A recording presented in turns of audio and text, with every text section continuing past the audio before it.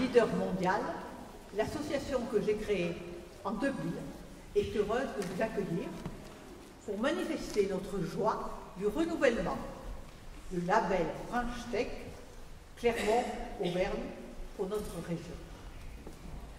Je regrette que M. Olivier Bianchi, qui a fait énormément de travail pour ce faire, a été appelé par Madame la Première ministre et qu'il a été obligé donc de demander à une charmante jeune femme, décidément, des messieurs, j'ai difficile pour les avoir, vous voyez, là, j'ai une charmante jeune femme qui la représente, et je pense que tout à l'heure, elle va nous exposer, elle aussi, ce qu'elle pense de notre conférence.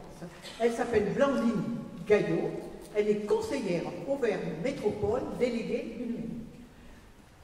Je remercie Monsieur le Préfet, qui est toujours très aimable à mon endroit, et qui a accepté de faire l'ouverture, tout au moins de terminer l'ouverture, parce que Monsieur le Préfet termine toujours. Aujourd'hui, il terminera l'ouverture. Femmes Leader Mondial réalise de nombreuses conférences après des travaux importants. Je vais vous en citer juste quelques-uns. L'égalité des droits, l'argent virtuel, vivre après le cancer, oser s'épanouir, réussir. Femme digitale, femme d'avenir et tant d'autres. C'est donc aujourd'hui Femmes et numérique qui sera aujourd'hui notre conférence avec des personnalités de grand renom. Je veux remercier au titre de l'association Audrey Pouchol, coordonnatrice de notre cercle business que nous avons créé il y a plusieurs années, d'avoir réalisé le challenge de réunir des personnes de si grande qualité, que vous pourrez constater tout à l'heure, afin de promouvoir dans le numérique l'investissement et l'entrepreneuriat féminin qui pourraient être les leviers d'un monde plus durable et responsable. Et nos adhérentes, je les remercie d'être aussi nombreuses. Merci à tous et je vais passer la parole donc à Madame Blandine.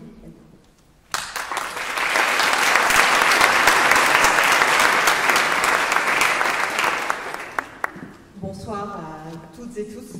Merci Nicole. L'association Femmes Leader Mondial nous réunit nombreuses et nombreux ce soir pour parler d'un sujet majeur et d'actualité, la représentation des femmes dans les métiers du numérique et plus largement de la tech. C'est un plaisir pour moi ce soir de représenter Olivier Bianchi et c'est aussi l'occasion d'illustrer que la métropole s'est pleinement saisie du sujet qui va nous occuper puisqu'elle a choisi une femme comme conseillère déléguée au numérique, à la gouvernance de la donnée et de la métropole intelligente. Je tiens au nom de notre président Olivier Bianchi à vous remercier Nicole, présidente de l'association, ainsi qu'Audrey Pouchol pour l'organisation de cet événement, mais également pour votre engagement associatif. L'association, vous l'avez indiqué, fait rayonner la cause des femmes sur notre territoire, comme partout en France et même à l'étranger. Elle a vocation à sensibiliser à la place des femmes dans tous les domaines d'activité et on sait ô combien cela est nécessaire. Car si l'égalité entre les femmes et les hommes est inscrite dans le préambule de la Constitution, beaucoup reste à faire pour changer concrètement les choses. Mais alors, pourquoi les femmes n'osent pas? Pourquoi sans cesse ce syndrome de l'imposteur entrave-t-il la majorité des parcours féminins et comment remédier à cette situation? L'une des réponses se trouve peut-être probablement dans les outils législatifs que sont les lois Copé-Zimmermann et Rixin. Mais ce n'est pas là l'unique sujet. Pourquoi encore aujourd'hui 50% des femmes affirment que la maternité a freiné leur carrière, alors que seulement 18% des pères font ce même constat? Pour en venir au sujet, comment expliquer que, dans un contexte de pénurie des talents, les femmes ne se tournent pas vers les métiers du numérique? Ce secteur est pourtant innovant, créatif, et il est majoritairement présenté par les hommes, alors même que les femmes, dans les années 50, étaient plus nombreuses que les hommes dans les métiers de l'informatique. Quelles ressources mobiliser pour démythifier ces métiers? Le secteur n'est peut-être pas en soi le seul responsable, au regard notamment de la non-mixité en amont de l'entrée sur le marché de l'emploi. Il me semble qu'un des sujets tourne autour de l'orientation professionnelle. C'est un des axes majeurs sur lequel travailler pour remédier à ce constat. En effet, la proportion d'étudiantes au sein des formations scientifiques dans le supérieur demeure toujours marginale aujourd'hui. La féminisation des promotions en école d'ingénieurs s'élève en moyenne à 28% des effectifs. Ce manque de parité est le fruit de plusieurs facteurs. et notamment des stéréotypes genrés intégrés dès l'enfance qui voudraient que les petites filles ne se dirigent pas vers ces métiers. Seulement 33% des filles sont encouragées par leurs parents à s'orienter vers les métiers du numérique. Attention au discours que nous tenons tous à nos enfants. À cela s'ajoute que dans les métiers du numérique, les femmes sont toujours confrontées, hélas, au sexisme et aux discriminations. 46% des femmes ont déjà été victimes de comportements sexistes depuis le début de leur carrière, soit 8 points de plus que dans les autres secteurs d'activité. Aujourd'hui, les femmes représentent seulement 17% des salariés dans les métiers de la tech. Et si on s'attarde encore plus particulièrement au cas des startups, les chiffres sont encore plus alertants. Plusieurs études montrent que les femmes se heurtent à des barrières lorsqu'elles se lancent avec leur start-up. Un homme, par exemple, lève 1,6 fois plus de fonds qu'une femme. Une femme lève 3,4 fois plus en s'alliant à un homme qu'à une femme. Aucune levée de fonds au-dessus de 50 millions d'euros n'a été réalisée par une équipe 100% féminine. Cela se traduit inévitablement par la faible représentation des femmes fondatrices ou cofondatrices, à la fois dans la French Tech 120 et dans le classement Next 40. Les programmes de la French Tech qui ont pour vocation à sélectionner les startups les plus performantes en capacité de devenir des leaders technologiques. La French Tech s'est saisie de ce sujet il y a quelques mois de cela et a lancé en mai 2022 le pacte parité, dont les engagements des signataires étaient les suivants. Atteindre un seuil minimal de femmes au bord des entreprises, former les managers à la diversité et à la lutte contre les discriminations et le harcèlement, garantir que 100% des fiches de poste publiées soient adressées à des profils tout autant féminins que masculins, et ça peut paraître anodin, mais c'est important quand on lit une offre d'emploi de pouvoir s'y projeter, et la manière dont elle est rédigée en est un élément. Constituer une équipe de partenaires en interne aux entreprises, composée à la fois de femmes et d'hommes pour parler au nom de l'entreprise, tant en interne qu'en externe, et mettre en place quelque chose qui aujourd'hui est encore un peu compliqué dans nos fonctionnements d'entreprise, un accompagnement spécifique à la parentalité et notamment à la reprise de fonction après un congé parental. Quand on a quitté son univers professionnel pendant plusieurs mois, voilà, l'intégration et le retour se préparent également. C'est le contenu de ce pacte de parité. Il se pose également ici, à l'échelle beaucoup plus locale et celle de nos métropoles, la question de nos leviers d'action. Au-delà de son intérêt pour le sujet de l'égalité femmes-hommes qui n'est plus à démontrer, Clermont-Auvergne Métropole souhaitait être partenaire de cette soirée ce soir afin de mettre en avant, Nicole l'a évoqué tout à l'heure, le renouvellement de la labellisation Communauté French Tech obtenue par l'association Clermont-Auvergne French Tech pour les 3 années à venir. Ce label, nous en sommes fiers parce que c'est la reconnaissance à la fois incontestable du dynamisme et de l'écosystème des startups et de l'innovation de notre territoire. Ce label, on l'a obtenu avec une candidature. Cette candidature, elle avait plusieurs points forts, dont l'un qui était de faire de la place des femmes dans le numérique, la tech et l'entrepreneuriat un axe stratégique de notre feuille de route. Comment ça se décline au quotidien et comment ça se traduit? Alors tout d'abord par des éléments très simples, la volonté d'avoir une coprésidence homme-femme, avec l'élection très récente d'un binôme à la tête de l'association, dont la présidente interviendra tout à l'heure et je la félicite et je la remercie pour son engagement. Un board qui est composé à 58% de femmes. Et puis surtout, quand on s'adresse à la question de notre public, des actions concrètes qui vont être menées dans les années à venir, notamment en partenariat avec Digital League, pour susciter des vocations, sensibiliser les services de ressources humaines à la place particulière des femmes et favoriser leur accompagnement. Des exemples concrets de réalisations qui vont être prévus dans le cadre de cette labellisation. On va faire réaliser des petites interviews sous forme des petites interviews vidéo d'étudiants qui ont choisi de s'orienter sur ces cursus-là, en école d'ingénieur ou en école d'informatique, et qui ont vocation à être diffusés sur les réseaux sociaux pour sensibiliser les jeunes lycéennes et collégiennes sur ce type d'études. On envisage également de mettre en place un programme Marraines de la Tech pour instaurer des relations privilégiées entre les femmes qui peuvent servir de modèle et les collégiennes du territoire. Cette question du modèle, elle est fondamentale. Aujourd'hui, les stéréotypes de genre, qu'on le veuille ou non, sont encore très présents dans notre modèle social. Et si on ne donne pas à voir aux jeunes filles, aux jeunes femmes, qu'il y a moyen de réussir en leur montrant les réussites, et les réussites sont nombreuses, on les prive de la possibilité d'envisager des tas de choses. De manière beaucoup plus générale, Clermont-Auvergne Métropole est particulièrement attentive à la place des femmes dans l'entrepreneuriat, notamment à travers les structures et les projets qu'elle soutient et les services qu'elle déploie. C'est vrai, par exemple, sur des choses toutes simples, la mise en place de services de conciergerie dans nos pépinières d'entreprise. C'est un vrai service rendu aux femmes qui, malheureusement, gèrent encore aujourd'hui au quotidien beaucoup des tâches annexes de la vie d'un foyer. C'est également la mise à disposition sur le site Université Clermont d'un répertoire spécifique des réseaux dédiés aux femmes et des réseaux féminins d'accompagnement.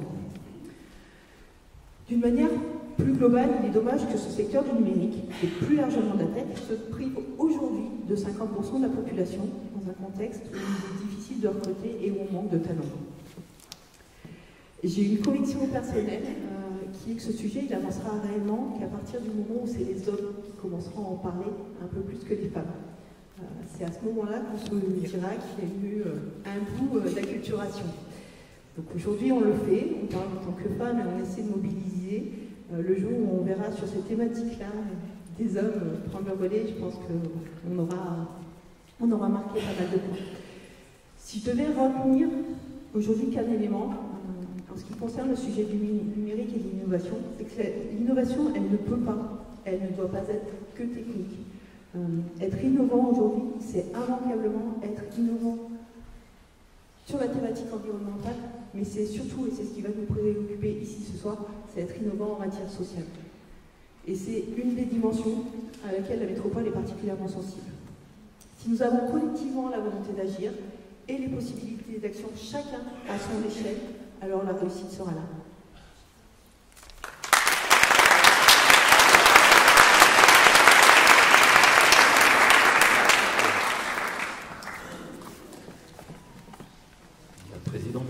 Dans un concert. Pour ceux qui l'ignoreraient, je m'appelle Chopin. Madame la Présidente, merci. Non, j'en supplie, pas ça. Madame la Présidente, merci de votre invitation. Madame, merci de ce beau discours savant et intelligent et intéressant. Et vous voyez, un homme va s'exprimer. Le jour est arrivé. Ce jour est arrivé, vous voyez, il est arrivé plus vite que vous le pensiez. Je salue les élus qui sont ici, je salue le président Barbin qui est ici, je salue toutes celles et ceux qui sont ici. Donc Madame la Présidente, c'est un exercice difficile, mais avec un plaisir renouvelé, que je vais clôturer cette ouverture. Allez-je dire que seul un homme est capable de faire ça? Non, ça ne serait pas en ces lieux que je dois faire ça. Mais vraiment, je suis heureux d'être ici, vous le savez. Ça m'a demandé un peu de gymnastique, mais je suis arrivé.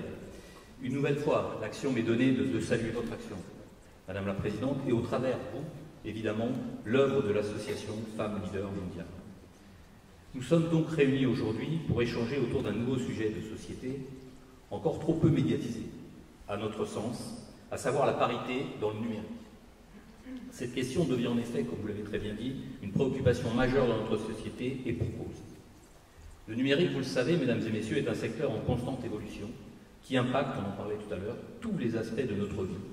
Et il est crucial que tout le monde puisse y trouver sa place.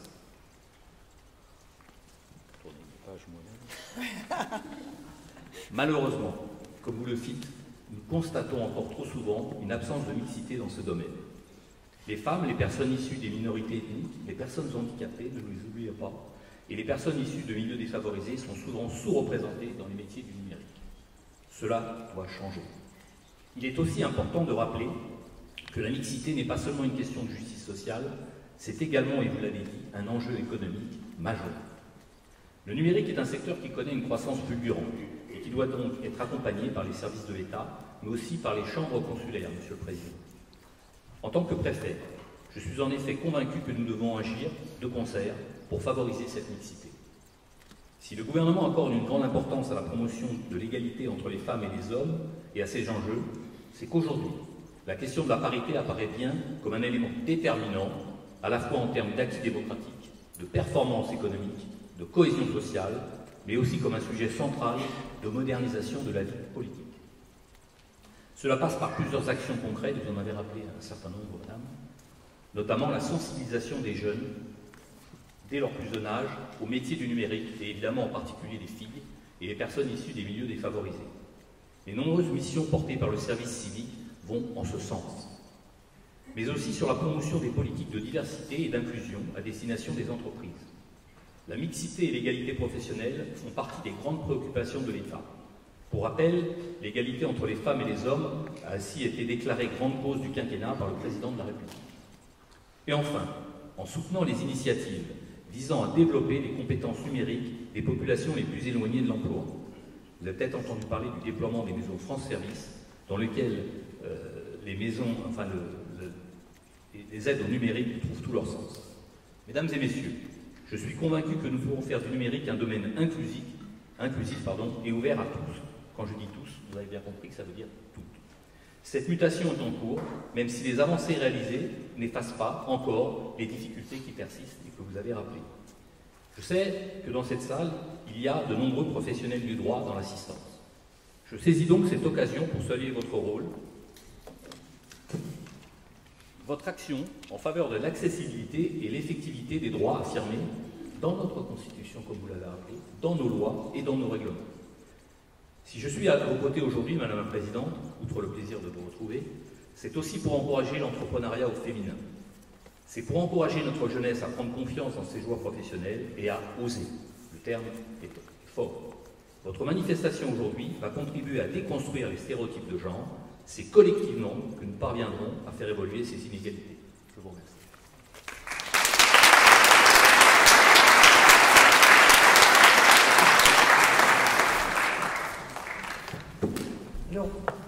Je remercie Monsieur le Préfet. Je n'avais pas présenté Monsieur le Préfet, qui m'en excuse. Mais comme tout le monde le connaît, je crois que ce n'est pas la peine, il est partout, il aide tout le monde. Donc je suis ravie qu'aujourd'hui, il a accepté de venir conclure l'ouverture. Merci Monsieur le Préfet. Alors je vais demander à Audrey Pouchol de venir donc, puisque c'est elle qui a œuvré pour réunir toutes les personnes qui vont s'exprimer au titre du numérique. Je pense que je vais lui laisser la parole et le micro pour s'en occuper. Merci Nicole. Bonsoir à toutes et à tous. Merci beaucoup d'être là, Monsieur le Préfet, Monsieur le Président de la CCI. Merci à vous toutes et tous. Et particulièrement, je suis ravie de voir autant de monde et de voir autant de messieurs. Merci d'être présents sur cette thématique, parce qu'il est bien question là de complémentarité et de comment on peut faire avancer les choses ensemble et non pas de savoir qui prend la place de qui. Moi, tout le monde ne me connaît peut-être pas, je m'appelle Audrey Pouchol, je suis dirigeante de l'entreprise Business & New qui est spécialisée dans les techniques de vente et la relation client. Je suis surtout ce soir la coordinatrice du Cercle Business pour l'association Femmes Leader Mondial. Et c'est à ce titre-là que j'ai proposé à Nicole d'organiser cette conférence dont vous allez voir le résultat ce soir et j'espère qu'il vous plaira. Deux choix pleinement assumés pour cette soirée. Le premier, c'est le thème du numérique. Alors c'était pour prendre un exemple d'univers en déséquilibre, d'univers dans lequel la mixité n'est pas totalement acquise, loin de là. On aurait pu prendre le BTP, on aurait pu prendre l'industrie. Et on est pleinement consciente que ça existe aussi dans l'autre sens. Et je me suis rappelé en préparant cette conférence qu'il y a bien longtemps, quand je recrutais des hôtesses d'accueil, j'étais bien contente de temps en temps d'aller chercher aussi des hommes, des hôtes d'accueil, pour nuancer un petit peu l'atmosphère qu'il pouvait y avoir dans l'équipe. Le numérique, pourquoi? Parce qu'il est omniprésent aujourd'hui dans nos vies, dans la mienne, dans la vôtre, aussi bien dans nos quotidiens personnels que professionnels.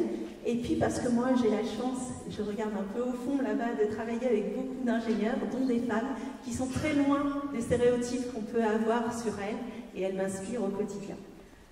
Le deuxième choix pleinement assumé, c'est que ce soir vous allez voir des expertes femmes, des expertes féminines. L'idée, encore une fois, c'est pas d'imposer la femme, mais c'est bien de les mettre en lumière parce que justement, elles sont minoritaires et que ce soir, on a décidé de leur laisser la parole. On a même réussi l'exploit, c'est ce qu'on se disait avec Nicole tout à l'heure, de transformer la présence de Monsieur Olivier Bianchi en représentante féminine. Alors, Monsieur le Préfet, Monsieur le Président de la CCI, tous les messieurs dans cette salle, n'ayez crainte, ce n'est pas dangereux. Pour commencer cette soirée, cette partie conférence, je vais demander à Clotilde Petit de me rejoindre sur scène. On va aller s'installer au milieu, Clotilde. Et alors, vous pouvez l'applaudir chaleureusement pour l'encourager.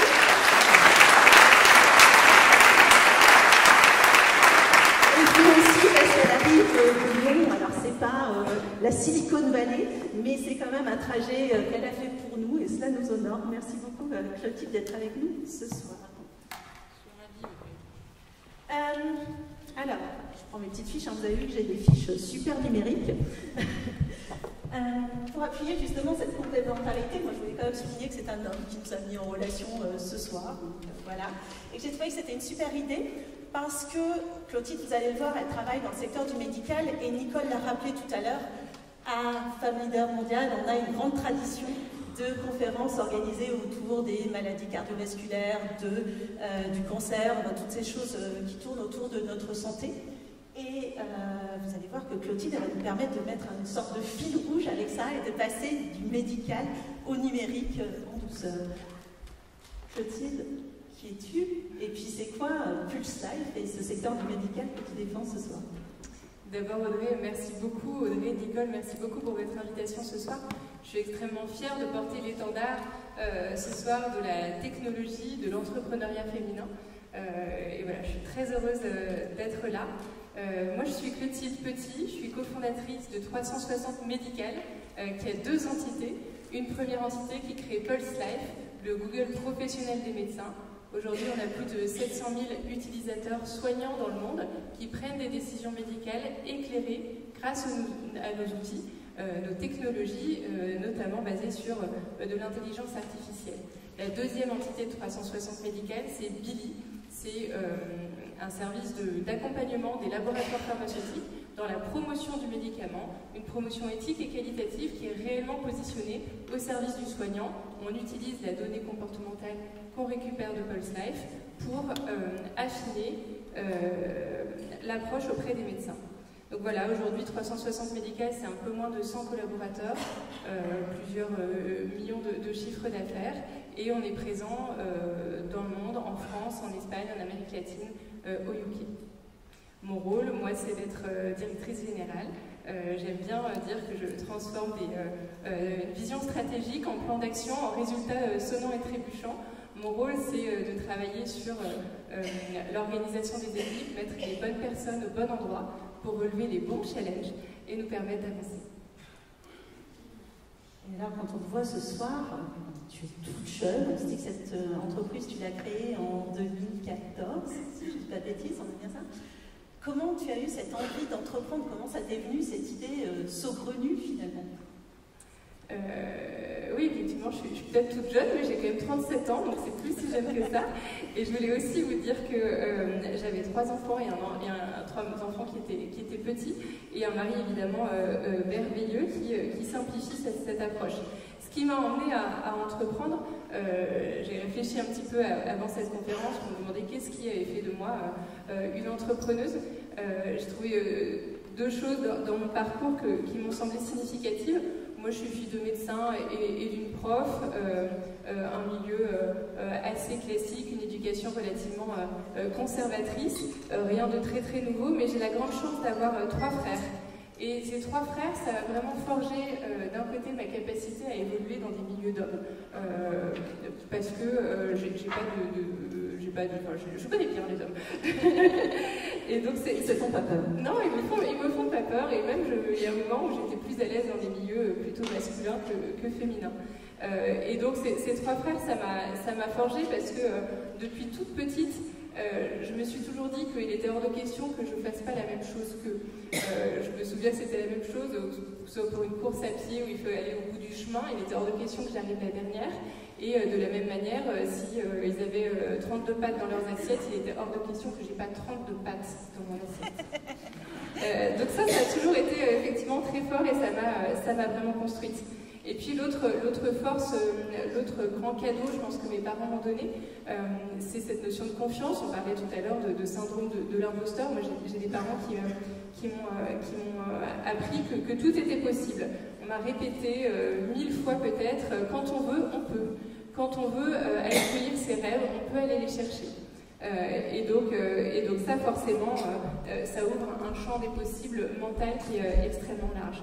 Et puis ensuite, je suis née dans une famille qui a la foi, et ça, c'est aussi quelque chose qui est important, parce que j'ai à tout moment la sensation que j'ai un regard bienveillant de là-haut qui me regarde et qui me donne confiance. Rien ne peut vraiment m'arriver. Donc voilà, ça c'est des éléments qui font que j'ai une confiance certainement au démarrage qui est peut-être plus forte que d'autres. Oui, et puis alors deux choses là-dedans. La première, c'est que tu m'avais dit de toute façon, même si ça n'avait pas été avec mon frère et un ami que tu as créé, je l'aurais fait quand même parce que j'avais envie d'entreprendre. Donc on sent que ça, c'est vraiment ancré en toi. Et puis l'autre chose que tu as évoquée, que Mme Gagnon a évoqué aussi tout à l'heure, c'est le rôle de l'éducation, comment ces choses-là sont ancrées depuis tout petit, en fait, dans nos habitudes. Et alors, en discutant ce midi, j'ai repensé à quelque chose, c'est que si vous regardez votre voisin, je ne sais pas si vous avez des vestes, des chemisiers, même le bouton de votre pantalon, vous allez voir que les garçons et les filles n'ont pas le boutonnage dans le même sens. Donc, voyez comment, en fait, ces choses-là sont ancrées dans nos habitudes depuis qu'on est tout petit, parce que même pour s'habiller, on ne met pas les choses dans le même sens. Néanmoins, on est OK, donc tu as cette envie d'entreprendre, tu n'as pas peur, tu as le côté nos limites, en tout cas, si on veut, on peut. Mais encore là, pourquoi la tech en fait? Parce que ça, c'est encore un choix saugrenu pour une fille finalement. Oui, tout à fait. Et ça, du coup, je continue un tout petit peu l'histoire entrepreneuriale pour savoir qu'est-ce qui m'a emmenée dans ce secteur-là. En fait, j'ai démarré, moi je travaillais dans une entreprise, dans une grosse boîte. J'avais, pendant ma formation, découvert le goût d'entreprendre. J'avais envie de cette liberté d'action, cette liberté d'impact. J'avais vu dans les boîtes qu'il y avait plein de choses à faire, mais j'avais envie de plus de liberté.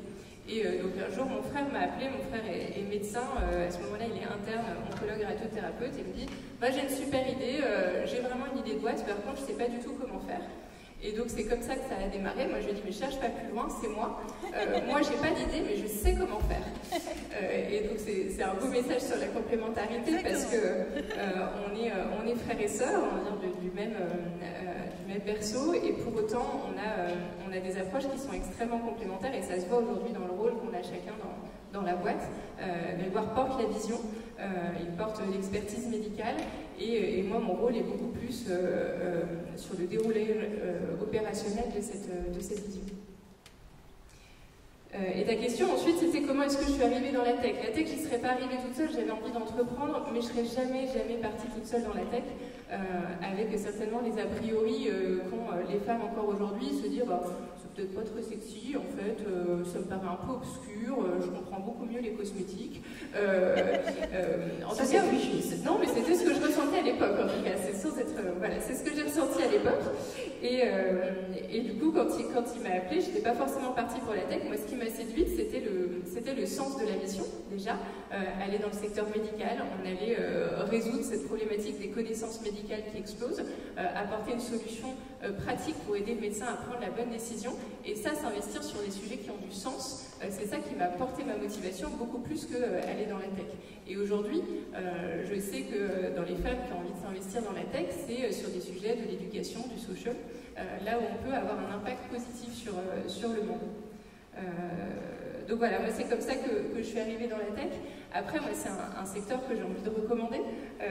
Oui, c'était l'idée aussi, c'est que souvent après on peut servir de rôle modèle. Alors je ne sais pas si c'est lourd à porter ou pas, et puis comment on peut aussi le transmettre, recruter, ouvrir ce secteur-là à d'autres femmes. Moi ce que j'ai déjà envie de dire, c'est que la révolution numérique, c'est la 3e révolution technologique de notre ère.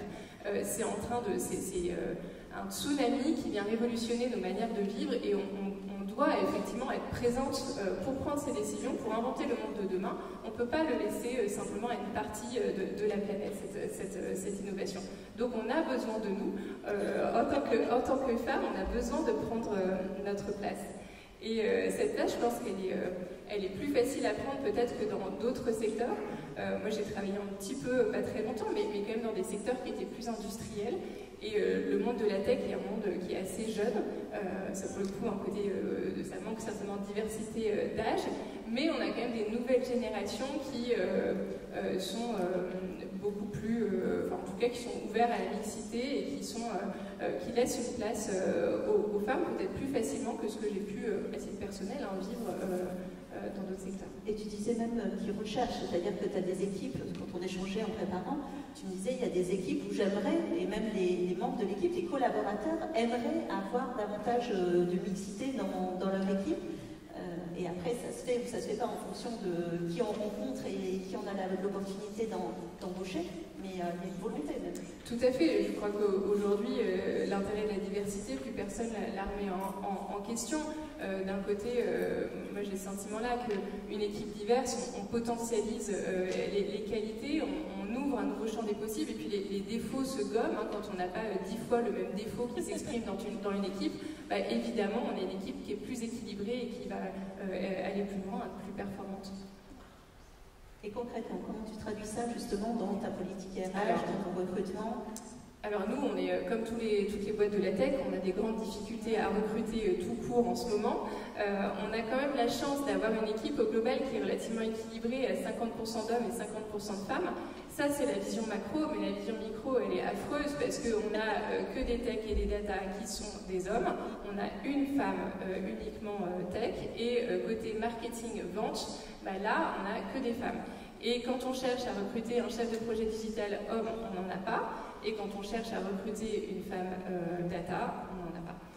Donc ça, c'est la grande difficulté du recrutement. Alors, il faut travailler sur l'attractivité des boîtes. Moi, j'ai le sentiment qu'on est dans un secteur porteur de sens. Donc, c'est certainement un avantage, mais on a aujourd'hui dans une situation de pénurie de recrutement dans la tech au global, c'est très difficile d'intéresser, enfin de recruter des femmes. Après, il y a toute la problématique de l'évolution, de comment est-ce qu'on a des trajectoires qui sont homogènes, enfin en tout cas qui ne sont pas liées au sexe. Nous, on a mis quelque chose en place qui est très simple, c'est des grilles de salaire transparentes, qui sont très claires, un skill mapping où chaque compétence est détaillée à chaque niveau de poste, et donc il n'y a plus vraiment de question de qui est où, de sexe. En fait, c'est simplement une question de compétence pour évoluer. Et de transparence pour vous, dans la communication interne de l'entreprise. Et comment on met un coup d'accélérateur? Alors ça, je pense qu'on en rêve tous dans cette salle. J'ai souri en préparant le rendez-vous en me disant, il y a 10 ans, quand j'ai commencé à travailler, on disait, un tel, elle a évolué, c'est la promotion canapé. Aujourd'hui, ce week-end encore, il y a des copains qui me disaient, ah là là, une telle, elle a évolué, ouais, c'est pour les quotas. Donc voilà, on rêve du moment où on va évoluer, et puis on dira juste, mais elle est trop forte, c'est une machine.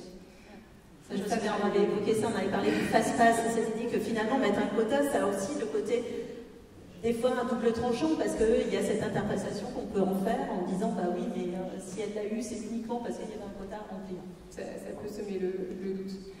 Mais comment est-ce qu'on change les choses? Moi, j'avais pas réinventé le sujet, il y a plein de choses qui ont été évoquées. Voilà. Moi, ce que j'avais envie de partager ce soir, c'est déjà capitaliser sur nos forces. Nos forces, c'est de communiquer, c'est se mettre en réseau, effectivement s'inspirer les unes des autres, de nos expériences. Moi, j'avais eu l'immense chance de rencontrer Anne Méo, la papesse de la communication chez Image 7, qui m'avait démontré que justement on pouvait être entrepreneuse et avoir une famille, et avoir une vie épanouie, et ça m'avait inspirée. Je m'étais dit, mais c'est possible, tout à fait. Voilà, ensuite il faut combattre les idées reçues et nos petits démons qu'on a sur l'épaule en tant que femme.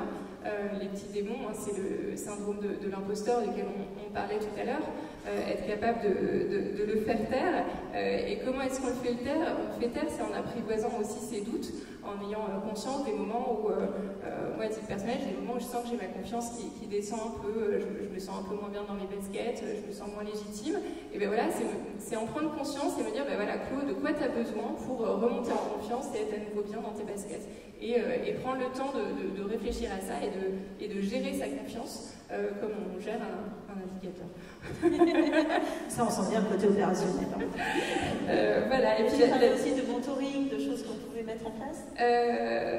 Oui, ça c'est évident, le mentoring, s'inspirer les unes des autres, capitaliser sur les expériences de chacune, en se montrant que tout est possible. Moi j'ai le sentiment aussi, quand je discute avec mon entourage, que l'autre frein, c'est aussi ce frein de la vie pro et de la vie perso. Et quand on disait tout à l'heure qu'énormément de femmes ont l'impression qu'elles sont freinées par la maternité, par le fait de prendre du temps pour sa famille. Moi j'avais envie d'être un peu impertinente et dire que certainement qu'on ne peut pas tout mener de front, on ne peut pas tout faire parfaitement, par contre on a le choix de choisir ce qu'on a envie de faire bien et ce qui est réellement important. Et moi c'est comme ça en tout cas que j'ai choisi ma voie. Je me suis en tout cas c'est sûr bien entourée et c'est pour ça que je tenais à vous le dire, parce que c'est un élément effectivement clé pour s'épanouir dans sa vie personnelle et dans sa vie professionnelle. Mais ensuite, c'est aussi savoir choisir ses combats. Moi, ma maison, c'est certainement pas une maison instagrammable où tout est parfait. Je suis pas toujours très bien coiffée et je suis toujours la dernière à souhaiter les joyeux anniversaires à mes amis. Bah voilà, c'est comme ça. Mais c'est quelque chose que j'assume et je pense qu'à la fin de mon voyage, quand je me retournerai sur ma vie et sur ce que j'ai accompli, et ben c'est pas ça que je retiendrai plutôt ces grandes choses, ces sourires, ces gens qui m'entourent, cette équipe qui me motive au quotidien et qui fait bah voilà, qu'on change le monde dans l'attaque.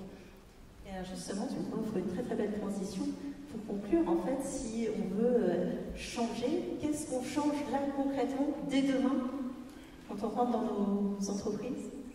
Alors tu m'avais parlé d'une baguette magique. Alors moi j'étais partie plutôt sur augmenter mécaniquement le niveau de confiance, le niveau de confiance de chaque femme pour qu'elle se lance et qu'elle ne se bride pas et qu'elles aillent au bout de leurs rêves. De manière plus opérationnelle alors dans nos entreprises, ou même dans la discussion que j'avais tout à l'heure, moi je crois que si on apprenait le code à l'école à nos enfants, autant les filles que les garçons, finalement, on éviterait d'imaginer que c'est un monde plus obscur, un peu noir, qu'on ne connaît pas. En fait, c'est simplement du code, quoi. Et ça permet de faire des trucs super, parce que le sens du code, c'est quoi? C'est ce qu'on met derrière. En fait, le code appliqué à la santé, appliqué à l'éducation, bah, évidemment, ça devient extrêmement sexy. Et puis ce que tu as dit, effectivement, c'est aussi sur la jauge de confiance et cette notion qui nous est chère à l'Association Femmes Leaders Mondiale, qui est oser, parce que c'est là aussi que nous, femmes, on a souvent un petit déficit quand même à combler. Alors on lutte contre le petit démon sur l'épaule et on avance. Parfait, moi j'aime bien comme mot de la fin, je crois qu'on peut l'applaudir.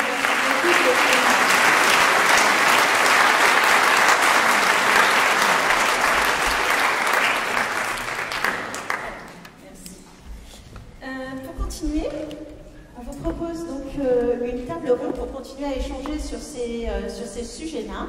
Et je vais appeler pour ça Véronique Jal du Média Le Connecteur, qui est notre partenaire et qui va animer, modérer cette table ronde, qui sera constituée, donc je vais dire par ordre alphabétique, comme ça je ne prends pas de risque, de Loïc Marie d'Almasrena de l'école Saint-Plon, Nathalie de Beaufeuillou pour BNP Paribas, vous pouvez les applaudir, ça va les encourager. Alexandra Pino et Linfrego Osmani Sadiagri, et donc notre toute nouvelle, fraîchement élue co-présidente de la French Sector Mondiale. Merci à vous. Installez-vous et bonsoir à tous. On laisse une place vide pour l'invité mystère de la fin. Donc bonsoir à tous. Donc, je suis Véronique Jal du Connecteur. Je suis effectivement très heureuse de vous voir nombreux et mixtes ce soir. On a déjà entendu, on a préparé une introduction, on a déjà entendu pas mal de choses de la part notamment de Blandine Gaillot sur les chiffres, mais Nathalie reviendra tout à l'heure. Et puis également une intervention extrêmement inspirante de la part de Clotilde, avec une posture très encourageante et très motivante pour les femmes que nous sommes.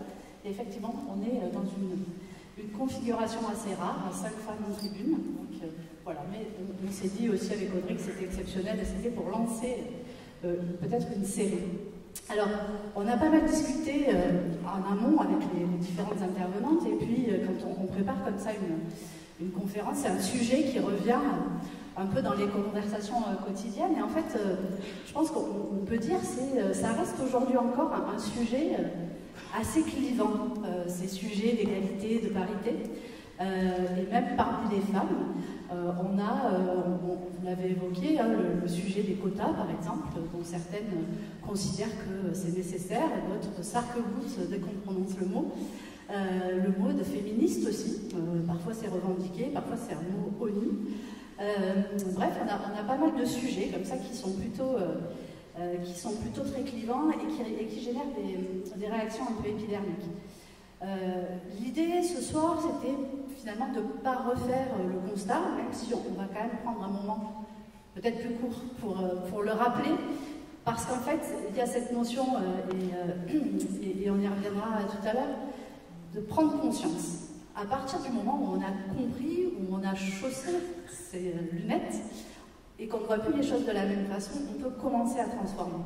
Donc on évoquera ce sujet-là, mais en fait ce qu'on avait envie de faire avec les 4 intervenantes que je vais vous présenter, c'est plutôt de s'orienter sur qu'est-ce qu'on fait une fois qu'on a partagé ce constat, qu'est-ce qu'on a comme outil, comme levier à disposition pour accélérer la transformation, pour faire bouger les lignes, et voilà, pour faire que, après avoir parlé de la promotion canapé et de la promotion quota, on ne parle plus du sujet parce que ce n'est plus un sujet. Et voilà, on sent encore qu'il y a un peu de chemin à parcourir. Donc je saute toute ma partie d'introduction que j'avais prévue, mais qui a quand même déjà été abondamment traitée sur en fait tous les biais et tous ces freins qui sont aujourd'hui extrêmement documentés, chiffrés, et qui ont fait l'objet de recherches scientifiques nombreuses. Aujourd'hui, tout ça est extrêmement bien expliqué. Je vous renvoie, on a construit un dossier spécial d'ailleurs sur le connecteur à l'occasion de cette conférence, sur la théorie des 5 M. Je ne sais pas si ça vous parle, mais en tout cas c'est un travail de 3 chercheuses américaines, suédoises et canadiennes, je crois. Et les 5 M qui résument en fait les champs, les freins qui peuvent nuire en fait à l'initiative féminine, que ce soit dans l'entrepreneuriat ou dans l'entreprise. Les 5, c'est mezzo, c'est tout ce qui va concerner l'héritage culturel, on va dire, tout ce qui est normes sociales, etc. Il y a aussi le rapport à l'argent, on en parlera tout à l'heure, monnaie, tout ce qui est lié à la maternité, on l'a évoqué aussi. Par maternité, on parle en fait de tout ce qui est lié à la famille, à la charge mentale, à la répartition des tâches, etc. Il y a aussi un M qui est le M du management, avec la capacité à lâcher prise, à accepter de ne pas tout maîtriser, et j'en ai oublié un que j'évoque rapidement. Non, je vous ai tous dit. Donc voilà, en fait tout ça aujourd'hui on le sait, on l'a évoqué, on a parlé d'éducation, on a parlé de répartition des tâches, on a parlé... Donc voilà, en fait aujourd'hui la situation elle est indéniable, et pour autant dans ces différentes structures, des choses sont engagées et qui commencent à produire des effets. Donc c'est ce dont on va parler avec nos interlocutrices, que je vais vous présenter. Alors je commence à ma droite par Nathalie de Cofiou. Tu te présenteras peut-être plus en détail, mais aujourd'hui tu es au sein de BNP Paribas, en charge du pôle Y, qui s'occupe d'innovation, on va dire. Et toi tu as un poste, du coup un double regard qui est intéressant, puisque tu es à la fois, tu as un regard à la fois sur le financement des entreprises, et notamment des entreprises créées par des femmes, mais pas que justement. Et puis, tu as aussi la responsabilité de tout ce qui concerne la transition, donc les transitions écologiques, mais aussi tout ce qui va concerner la RSE et les questions d'égalité. Donc ça te donne un regard particulier, et on te demandera tout à l'heure un petit focus avec quelques chiffres pour bien partager le socle de départ. À ma gauche maintenant, Loïc, Marie Dalmastrena, toi tu es directrice de Simplon. Tu expliqueras pour ceux qui ne connaîtraient pas encore cette école ce que c'est, mais en fait c'est ce qui nous paraissait intéressant dans ta présence aujourd'hui. On a bien identifié le fait que quand on veut recruter des femmes dans la tech, on constate souvent une pénurie. Donc ça veut dire qu'à un moment, il faut générer des vocations. Pour générer des vocations, il faut parfois aller chercher les gens de manière différente. Et c'est un peu de ça dont tu nous parleras. Je continue avec Laure Prévost-Osmani. Donc toi, tu as une double casquette ce soir. Tu es directrice générale de Savvy Agri, donc entreprise qui conçoit des tracteurs électriques. Et tu es depuis peu co-présidente avec ta moitié de présidence, Lionel Fauché-Laval, de la French Tech Clermont-Auvergne. Et pour toi, à la fois dans ton entreprise et dans ce projet, dans cette nouvelle réalité de co-président, la notion d'égalité et d'équilibre à l'intérieur de l'entreprise, tu en as fait un projet et managérial et un combat pour l'avenir de la French Tech. Et je termine par Alexandra Pinault. Toi, tu es RH de Braincube, qui est une entreprise du secteur industriel dans un environnement international. Et toi aussi, tu as engagé la Braincube en fait, dans une évolution de la relation à la parité, à l'égalité femmes-hommes. Donc voilà, donc c'est ce que nous allons faire aujourd'hui. Notre objectif, c'est d'avoir cette double approche, la prise de conscience et puis surtout l'inspiration, parce qu'en fait, ce qu'on voudrait produire comme effet, c'est que chacun reparte avec donc, ce nouveau regard et puis surtout une envie un peu irrépressible d'agir et de changer les choses. Alors on va donc commencer avec toi, Nathalie, en posant les bases. On a déjà entendu quelques chiffres, mais est-ce que tu peux nous resituer, voilà, pour qu'en fait on soit tous alignés sur cette compréhension de l'enjeu? Oui, merci. Allô? Oui, merci Véronique. Effectivement, en fait, à la base, les femmes représentent 48% de la population active. Quand ensuite on regarde la proportion de femmes dans les diplômés de l'enseignement supérieur, on tombe à 57%. 25% vont dans les métiers ingénieurs. 20% vont se diriger dans les métiers de l'IT. Et quand on regarde 10 ans après, 40% des femmes auront quitté ce secteur. Donc il y a une déperdition pratiquement à chaque étape. Et quand on le retranspose du coup dans la création d'entreprises, un domaine que je connais mieux, dans les startups innovantes, le chiffre avait été donné tout à l'heure également, donc on est à 19% de startups dirigées par les femmes, seulement entre 2 et 5% des fonds levés sont investis dans des entreprises dirigées par des femmes, et puis 0 femmes CEO dans le Next 40. Alors, partant de ce constat-là, BNP Paribas a réalisé aussi un observatoire de l'entrepreneuriat féminin en 2018 et 2019 sur un panel de 600 entreprises, 50% dirigées par des hommes et 50% dirigées par des femmes, pour essayer de comprendre les attentes, les besoins, les freins à la création d'entreprises pour pouvoir y remédier, sachant que, évidemment, la mixité dans les équipes est un des piliers du développement durable sur lequel BNP Paribas s'est engagé. Alors, je ne vais pas vous détailler tout ce rapport qui est sorti, mais en revanche, je voulais quand même partager avec vous quelques données. Alors déjà, c'était intéressant parce que ça reprenait les motivations de la création de Clotilde. 60% des femmes interrogées dans l'ambition, c'est de trouver du sens et d'être engagées dans la transformation de la société. C'est un marqueur fort dans l'ambition des femmes qui s'engagent dans la création d'entreprises. À l'inverse, dans les freins, les femmes ont 3 fois plus que les hommes ce sentiment d'un manque de confiance en soi et qui pourrait les conduire à renoncer à la création d'entreprises.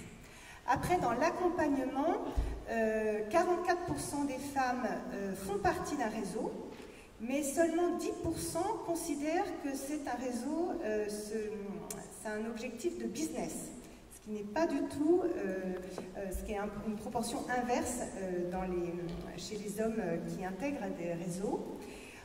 Ensuite, dans l'accès au financement, elles vont beaucoup moins recourir au financement externe, à la fois parce que globalement elles sont plus averses au risque que les hommes, et puis elles ont exprimé, dans cette étude en tout cas, une insuffisance d'informations sur les accès au financement bancaire. Alors, on n'est pas... fort de ces constats-là, on a lancé un réseau, un dispositif qui s'appelle Connectors chez BNP Paribas, qui vise à la fois à fédérer un réseau fléché vers nos réseaux partenaires d'entrepreneuriat féminin pour accompagner, aider, booster les femmes entrepreneurs. On veut également booster l'accès au financement bancaire. Dans le financement bancaire, on ne parle pas de discrimination positive pour l'entrepreneuriat féminin. Un banquier, dans son analyse de risque, va s'attacher à la pertinence du projet, à sa performance économique pour sa décision de crédit. Mais en revanche, on va faire en sorte de lever, d'évacuer les blocages pour l'accès au financement bancaire et oser d'aller demander plus de financement. Ensuite, il faut, pour pouvoir accompagner le changement, il faut aussi qu'on mesure. Donc on a beaucoup plus fléché et estimé les montants destinés à l'entrepreneuriat féminin pour pouvoir montrer l'évolution. En 2022, on a 3 milliards d'euros qui ont été fléchés vers l'entrepreneuriat féminin en crédit bancaire. Et sur la partie levée de fonds, nos fonds BNP Développement ont investi dans 10% des entreprises, dans des startups dirigées par des femmes. Ça peut sembler peu, mais ça fait c'est quand même plus de 2 fois le marché. Et l'objectif est d'arriver à 25% en 2025. Est-ce que tu peux réagir, Laure, sur... Oui, tout à fait. Du coup, j'ai la chance, en effet, d'avoir l'accompagnement de Nathalie côté bancaire au niveau de notre entreprise. Et c'est vrai que c'est intéressant de ces chiffres-là, puisque je les connais très bien, puisqu'au niveau, en effet, européen, pareil, on se dit moins de 5% des fonds disponibles vont à des tandems où une femme est présente, juste une. On n'imagine même pas à quel point on plombe la team pour le financement. Et c'est cela, finalement, l'inverse. Moi, je fais le clin d'œil inverse des quotas, puisque finalement, on a le sentiment que si on arrive dans une team au niveau du board, et bien finalement, on vient dévaloriser l'entreprise plutôt que de reconnaître nos compétences, puisqu'on se rend bien compte que 95% des fonds vont aux hommes. Par contre, sur le côté positif, en effet, c'est ces schémas d'accompagnement, c'est peut-être ces réseaux. Je pense en effet que c'est quelque chose d'essentiel de se mettre en connexion, et un certain nombre auxquels en effet BNP Paribas a pu participer, pour encourager les femmes à se rendre compte que c'est ensemble, par nos différents échanges, alors le mentoring, on en parlait en effet, que nous allons pouvoir déjà nous-mêmes nous transformer pour aller sur ces marchés. Si je me permets de juste le petit point, c'est seulement penser, c'est là où moi je mettrai mes lunettes et qui m'ont bien ouvert les yeux en me rendant compte que par moment, certaines conversations, moi je suis du coup sur un board mixte, on est 2 cofondateurs, et souvent dans certaines conversations financières, eh bien, on s'adresse à l'homme autour de la table, alors que pourtant c'est moi qui m'occupe de la finance, des levées de fonds et de tous les dossiers. Et donc du coup il faut un certain temps pour qu'ils se rendent compte que finalement c'est mon dossier et que c'est moi du coup avec qui il va falloir évaluer et échanger. Alors évidemment petit à petit ça perturbe, et puis après ils s'en remettent très bien et on arrive à dépasser cet élément. Mais par contre ce n'est pas uniquement, et ça c'est une charge que j'aimerais tout de suite lever pour les femmes entrepreneurs, c'est uniquement nous qui nous mettons des bâtons dans les roues. Enfin, je pense qu'il faut aussi se mettre, on n'est pas juste obligé de se booster toute seule sa confiance, si on n'y arrive pas c'est que à cause de moi. Non, on peut faire mieux, on peut s'entraider. Par contre, en effet, il y a aussi un biais qui est sociétal. Une société qui a été construite depuis aujourd'hui des centaines, millénaires, j'allais dire. Et ce qui est vraiment le cas, on porte ça inscrit, et donc il faut forcément un peu de temps pour y arriver. Mais par contre, penser que c'est uniquement de l'auto-évaluation, je pense que ce serait amoindrir un peu l'impact de ce que l'on peut faire collectivement. Alors évidemment, ce qu'on parlait mixte, les hommes doivent être impliqués, évidemment. Mais si on attend uniquement qu'ils se décident seuls, j'ai bien peur que même 2100, avec le Haut Commissariat à l'égalité, on n'y soit toujours pas. Donc il va falloir un tout petit peu pousser, mais avec cet esprit de se dire qu'ensemble, on est plus forte, plus fort, et que nos entreprises sont moins risquées, ont été plus résilientes au Covid, ont un impact positif sur la société. Et donc finalement, si on parle de développement durable, de transition, les femmes doivent faire partie de l'équation. Oui, je me doutais que tu avais envie de réagir sur ce point-là. Et je notais, je ne sais plus si tu l'as dit dans l'introduction du pacte parité French Tech, il y a cette petite phrase que j'ai copiée à ce phénomène, celui de l'absence de femmes dans le Next 40. S'ajoute le fait que les fonds d'investissement eux-mêmes très masculins viennent accroître la part des hommes dans les conseils d'administration des startups. Voilà. Bref, on a dit qu'on n'allait pas réinventer l'eau tiède sur le constat. Donc ce que je vous propose, c'est que du coup, on passe à qu'est-ce qu'on fait avec ça. Et donc, Loïc Marie, ça va être à toi. Le sujet... on l'a déjà un peu évoqué, quand on parle de ces enjeux de féminisation, on sait qu'il y a plein de choses d'entrée, et une de celles qui est importante, dont vous reparlerez Laure et Alexandra, c'est la prééminence masculine dans certains secteurs. Là aussi, j'ai lu quelque part, en fait, dans une équipe, et vous l'avez évoqué tout à l'heure, ce qui est important, c'est l'équilibre. En fait, excusez-moi, je recherche la ligne. Voilà. Une masse critique de 30 à 40% de sexe opposé est nécessaire pour impacter durablement les codes, la culture, l'ambiance, l'environnement de travail d'une entreprise. Donc voilà, on n'est pas là non plus pour dire qu'il faut des femmes partout, et à l'inverse, il faut des hommes partout, il faut de l'équilibre. Et donc, pour créer des vocations, comment Simplon, en fait, aborde cette question avec cette approche très particulière. C'est une école spécifique, Simplon. Donc, est-ce que tu peux nous expliquer? Bonsoir. Vous m'entendez? Oui. Très bien. Donc, Simplon, qui sommes-nous? Nous sommes un réseau de fabriques où nous formons des publics dans les métiers du numérique. Et nous partons du constat qu'avec la diversité, avec la mixité, c'est peut-être un formidable catalyseur de résilience et d'innovation sociale, mais aussi de performance pour les entreprises. Nous allons recruter et on va sourcer, parce que c'est de ça dont il s'agit, c'est d'aller sourcer des publics qui sont sous-représentés dans les métiers de la tech, qui sont sous-représentés et qui, de toute façon, du départ, ont des biais de sous-estimation. On va aller sourcer, alors on va faire un amalgame, on va sourcer des personnes en situation de handicap parce qu'on sait... Est-ce qu'il est possible de rapprocher le micro? Ah ouais, je peux, tout à fait. Mais j'avais peur que ça vous agresse parce que j'ai une voix qui porte un peu. Pardon, merci.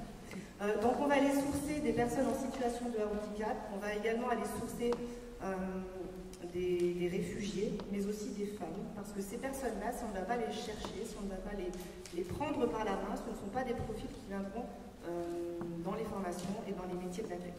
Ça, c'est une évidence incontestable. Aujourd'hui, dans nos formations, on recrute environ 28% de femmes. La moyenne nationale, c'est 38 chez Simplon. Donc, on a encore un peu de boulot à faire sur le territoire. Mais ce territoire, il est riche. On a des prescripteurs, on a plein de partenaires et c'est vers eux dont il faut aller s'inspirer et aller les chercher. On a plein d'actions qui existent sur le territoire. On va, avec nos apprenants qui sont là aussi ce soir, on va dans les collèges, on va dans des forums et on va faire du live coding, c'est-à-dire on va faire voir, tout à l'heure on le disait, montrer à des jeunes filles, à des collégiens, des collégiennes, c'est quoi la tech, c'est quoi coder, qu'est-ce que ça veut dire pour dépoussiérer justement tout ça, pour s'enlever cette pression sociale et sociétale.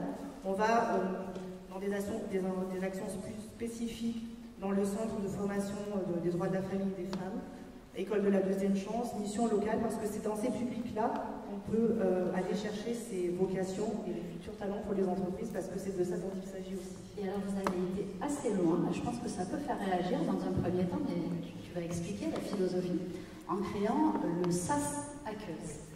C'est ça. Alors, ce SAS Hackeuse existe depuis 2018 au niveau national chez Simplon. Il a été éprouvé à Lyon depuis 2 ans. Et on va bientôt le faire sur Clermont-Ferrand, donc ça c'est plutôt, je suis assez contente de pouvoir le porter. On va, ça va être une formation flash de 6 semaines dédiée spécifiquement et exclusivement pour des femmes. Ce qui va permettre un espace de parole, ça va permettre à ces femmes de s'enlever la pression de comparaison, de légitimité, de se dire j'ai ma place, mais sans avoir ces hommes à ses côtés, et pardon pour la sensibilité masculine, mais sans avoir cette pression qu'elles peuvent avoir au quotidien. et ce qui nous permet d'avoir un espace de parole, mais vraiment, et elles osent se tromper, elles osent faire et elles osent dire. Sur Lyon, il y a eu 120 femmes qui ont été formées via ce SASACeuse, et on retrouve par ce biais de sourcing plus de 50% de femmes dans les futures formations. Donc ça a été éprouvé, et maintenant sur Clermont-Ferrand, on va aller le déployer, mais avec tous les partenaires et pas tout seul, évidemment. Très bien, je disais ça peut faire réagir, parce que du coup on est sur une approche en non-mixité, mais on est sur un SaaS. Donc en fait c'est une non-mixité qui ensuite permet d'optimiser et de développer le nombre de celles qui vont poursuivre la formation complète. Après, c'est sûr que dans nos formations, on a toujours envie d'avoir la parité, d'avoir autant de femmes que d'hommes, c'est pas possible. Par contre, si on arrive à capter des futurs talents, si on arrive à capter dans nos formations des femmes, on sait que cet apport-là, le fait de saupoudrer cette féminité dans les promotions, va apporter de la complémentarité, et c'est un vrai catalyseur de performance dans nos promotions elles sont tout à fait différentes quand elles sont 100% masculines, elles n'ont pas du tout la même vocation de réussite, et on le voit au travers de toutes les formations qu'on a pu déployer sur le campus. Et alors peut-être un dernier point avant de passer la parole à Alexandra. Lorsqu'on échangeait à propos de votre pédagogie particulière et puis de la manière dont vous recrutez, vous sourcez, oui, parce que c'est ça dont il s'agit. Après, tu disais, ce qui est important aussi, c'est d'avoir un continuum école-entreprise qui soit cohérent, et de faire évoluer aussi les entreprises dans leur approche pour pouvoir intégrer différemment en fait, ces profils de candidats au recrutement. Alors, et ensuite dans l'entreprise. Dans l'entreprise, effectivement, il y a plusieurs points. Aujourd'hui, les entreprises recrutent de façon tout à fait classique, sur CV, en fonction de certains profils, et les profils sont tous à peu près câblés de la même façon sur des profils d'ingénieurs. Aujourd'hui, nous, on a des parcours qui sont sous-représentés, qui sont dans les angles morts, et qui n'ont pas, dont les parcours ne sont pas tout à fait linéaires, et qui ne rentrent pas sur un CV. Si demain une entreprise voit le CV dont on te propose, on Alexandra aussi, on ne fait pas envie, le candidat ne fait pas envie. Donc l'idée, c'est de se dire, au lieu de recruter sur CV, venez rencontrer nos profils, venez écouter leurs histoires qui appellent à l'humilité pour beaucoup, et pour beaucoup de parcours, et de se dire aujourd'hui, ces profils-là, nous, simplement, nos formateurs, qui sont des spécialistes de leur métier, ne vont pas former sur du descendant, sur de la pédagogie classique et traditionnelle. On va être sur du brief, des compétences faites sur cousu main, sur un cas d'école, des use cases, et on apprend vraiment en ayant les mains dans le cambouis. Alors là, pour le coup, c'est les mains dans la tech, et c'est la meilleure façon dont on a de transmettre. Ce qui fait des différences dans les entreprises, là, sur des profils d'âge très... ils ont le mindset toujours de la même façon, et ça vient avoir et apporter une grille de lecture un petit peu différente sur une problématique, ou en tout cas sur une résolution de problème, et c'est ça qui peut apporter de la diversité, de la mixité. Mais aujourd'hui, il faut que les entreprises soient prêtes à accueillir nos profils, et on sait qu'on ne tape pas toujours correctement, que les profils ne sont pas dans les standards des attendus des entreprises, mais si on arrive petit à petit à dépoussiérer tout ça, découturer tout ça, on arrivera tous ensemble à faire en sorte et de répondre aux entreprises qui sont à la recherche aujourd'hui de talents. Et finalement, peu importe d'où elles viennent et comment elles se forment, ce qui compte, c'est la performance des entreprises qui sont en innovation et en réussite sociale. Merci. Et donc, voilà, Alexandra et Laure, cette histoire en fait de continuum de formation entreprise et de cohérence dans les projets managériaux et la culture RH, c'est un peu vos chevaux de bataille toutes les deux. On a échangé, alors on a parlé du pacte de parité de la French Tech, il y a aussi le Gender Agreement du Galion, qui lui aussi en fait, développe 45 propositions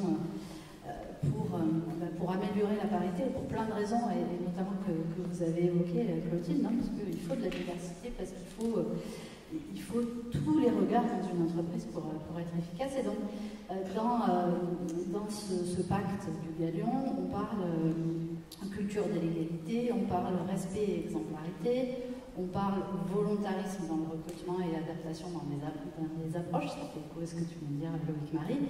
On parle aussi de mise en visibilité et valorisation, je crois que Laure, c'est quelque chose sur lequel tu pourras réagir.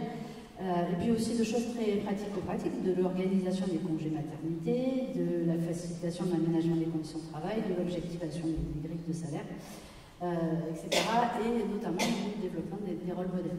Alors l'une et l'autre, alors on va commencer par Alexandra, puisque tu n'es pas encore exprimée, comment... Donc tous ces leviers font écho à des choses que vous avez engagées. Et aujourd'hui, comment est-ce qu'on dépoussière, c'est aussi l'expression qu'a employée Loïc Marie, comment est-ce qu'on engage une entreprise? Alors on a deux profils d'entreprise différents en termes de taille. Voilà, par quoi on commence, comment on s'y prend? Alors oui, c'est une bonne question, effectivement. Moi, en fait, ça fait 5 ans que je suis arrivée dans la société. Donc, comme tu l'as précisé tout à l'heure, c'est une société qui travaille dans le monde de l'industrie, mais c'est surtout un éditeur de logiciels, donc avec beaucoup de développeurs. Donc on a cette double difficulté en fait de travailler à la fois dans le secteur du numérique et à la fois dans le secteur industriel, qui sont historiquement des secteurs pas très féminins. Donc comment on engage les choses? Moi, quand je suis arrivée, j'ai fait des constats, j'ai observé certaines choses et j'ai essayé d'agir directement sur ce que j'observais. Moi, quand je suis arrivée chez Brainpub, j'ai eu beaucoup de recrutement à faire, beaucoup de choses, donc j'ai pas pu me concentrer comme je l'aurais voulu sur cette thématique il y a 5 ans. J'ai réglé ce que j'ai pu régler à petite échelle.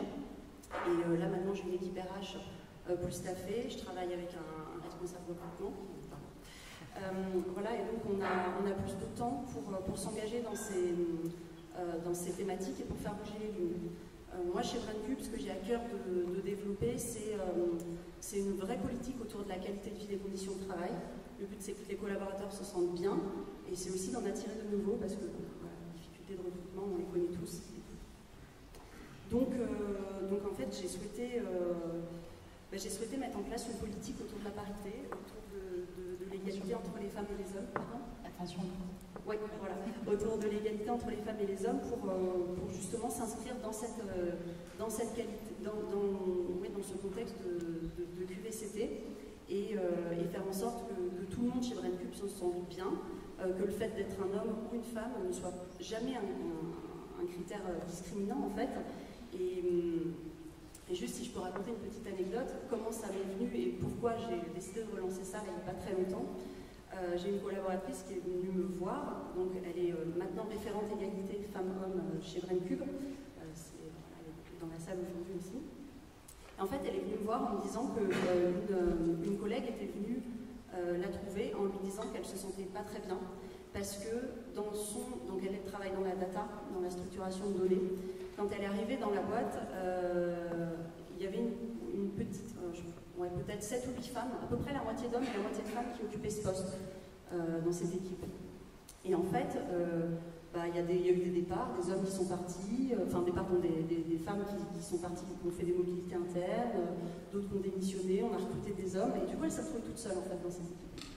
Et donc le fait d'être seule dans cette équipe, le fait d'être aussi seule avec des hommes en interne, chez des clients qui sont des hommes, parce que des industriels, et ben en fait elle s'est sentie dans des postures, elle s'est sentie mal à l'aise plusieurs fois. Donc c'est pas des trucs très factuels. Elle n'a pas subi, je pense, de harcèlement, des choses très, très tangibles, mais c'était un environnement qui n'était pas super. Et en fait, moi, quand on m'a rapporté ça, je me suis dit que c'était pas acceptable, quoi, et qu'il fallait agir sur ça. Donc c'était un peu le déclencheur, et c'est là où je me suis mise en contact avec Doriane, qui est référente égalité femmes-hommes maintenant chez nous, et je me suis dit, il faut qu'on travaille, il faut qu'on trouve des solutions, il faut qu'on en discute.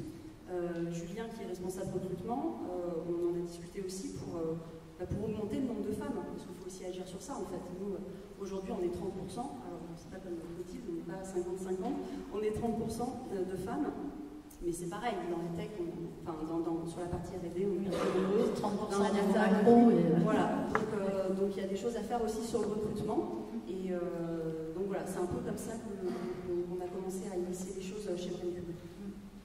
Et peut-être que justement sur cette question d'approche de recrutement, chez Sabiagri et pour toi, c'est un élément de cadrage qui appartient à la culture d'entreprise, en fait, qui fonde la culture d'entreprise.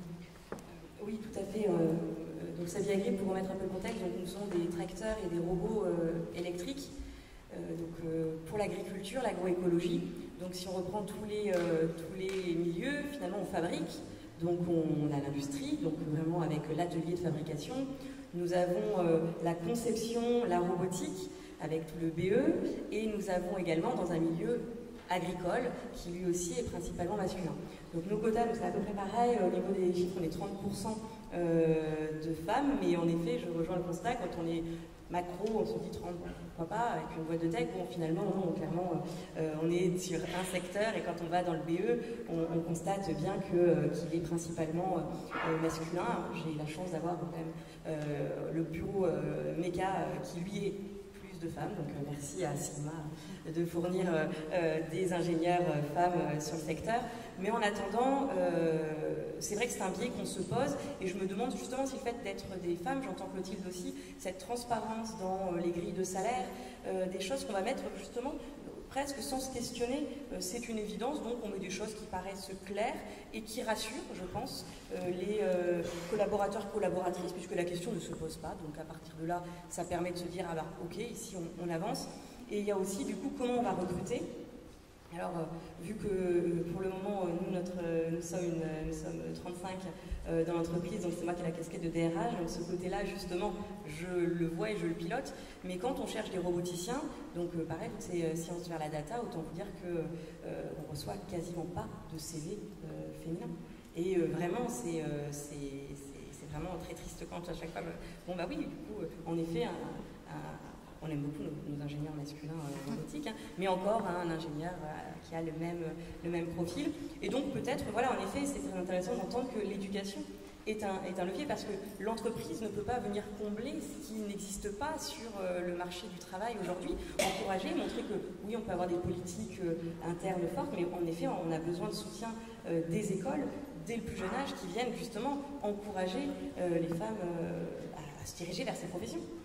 Et justement, si on fait référence à ce que... Pas forcément, parce que tu disais, en fait, il faut aussi faire évoluer la manière de recruter les entreprises.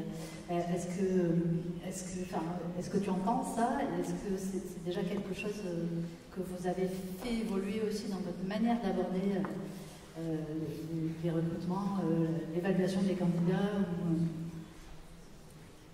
Ça reste assez compliqué aujourd'hui, parce que le levier pour recruter reste l'annonce à laquelle quelqu'un va répondre, et donc forcément ça va conditionner également. Nous, ce qu'on a mis en place par contre en plus, c'est une espèce de petit document. Donc le CV c'est une chose, voilà, la motivation, c'est carré.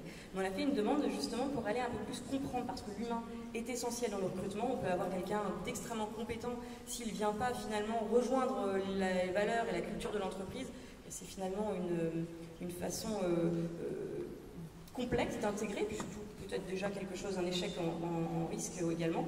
Donc du coup, on est venu mettre un petit document où on demande aux candidats et aux candidates, et d'ailleurs je mets mes annonces en écriture inclusive pour motiver justement les femmes à se projeter dans les professions d'ingénieurs.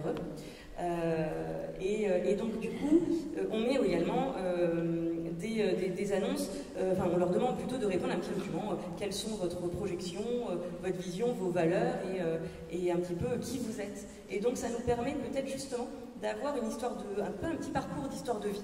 Et typiquement, quand on a des profils d'un certain âge, parce que ça aussi, on parle de la tech très jeune, c'est vrai, mais du coup, ça fait presque, si on a un certain âge, est-ce qu'on n'est pas dépassé par tout cela? Et donc, du coup, ça permet d'expliquer des femmes qui ont eu des arrêts liés à la maternité. Et bien, on ne va pas se dire, ah bah du coup, elle a perdu toute compétence parce qu'elle a osé faire des enfants. Mais du coup, par contre, c'est expliqué, c'est clair, et puis du coup, on peut le dépasser, parce que ça a dépassé la date sur le CV, finalement. Je ne sais pas si je peux intervenir. Bien sûr.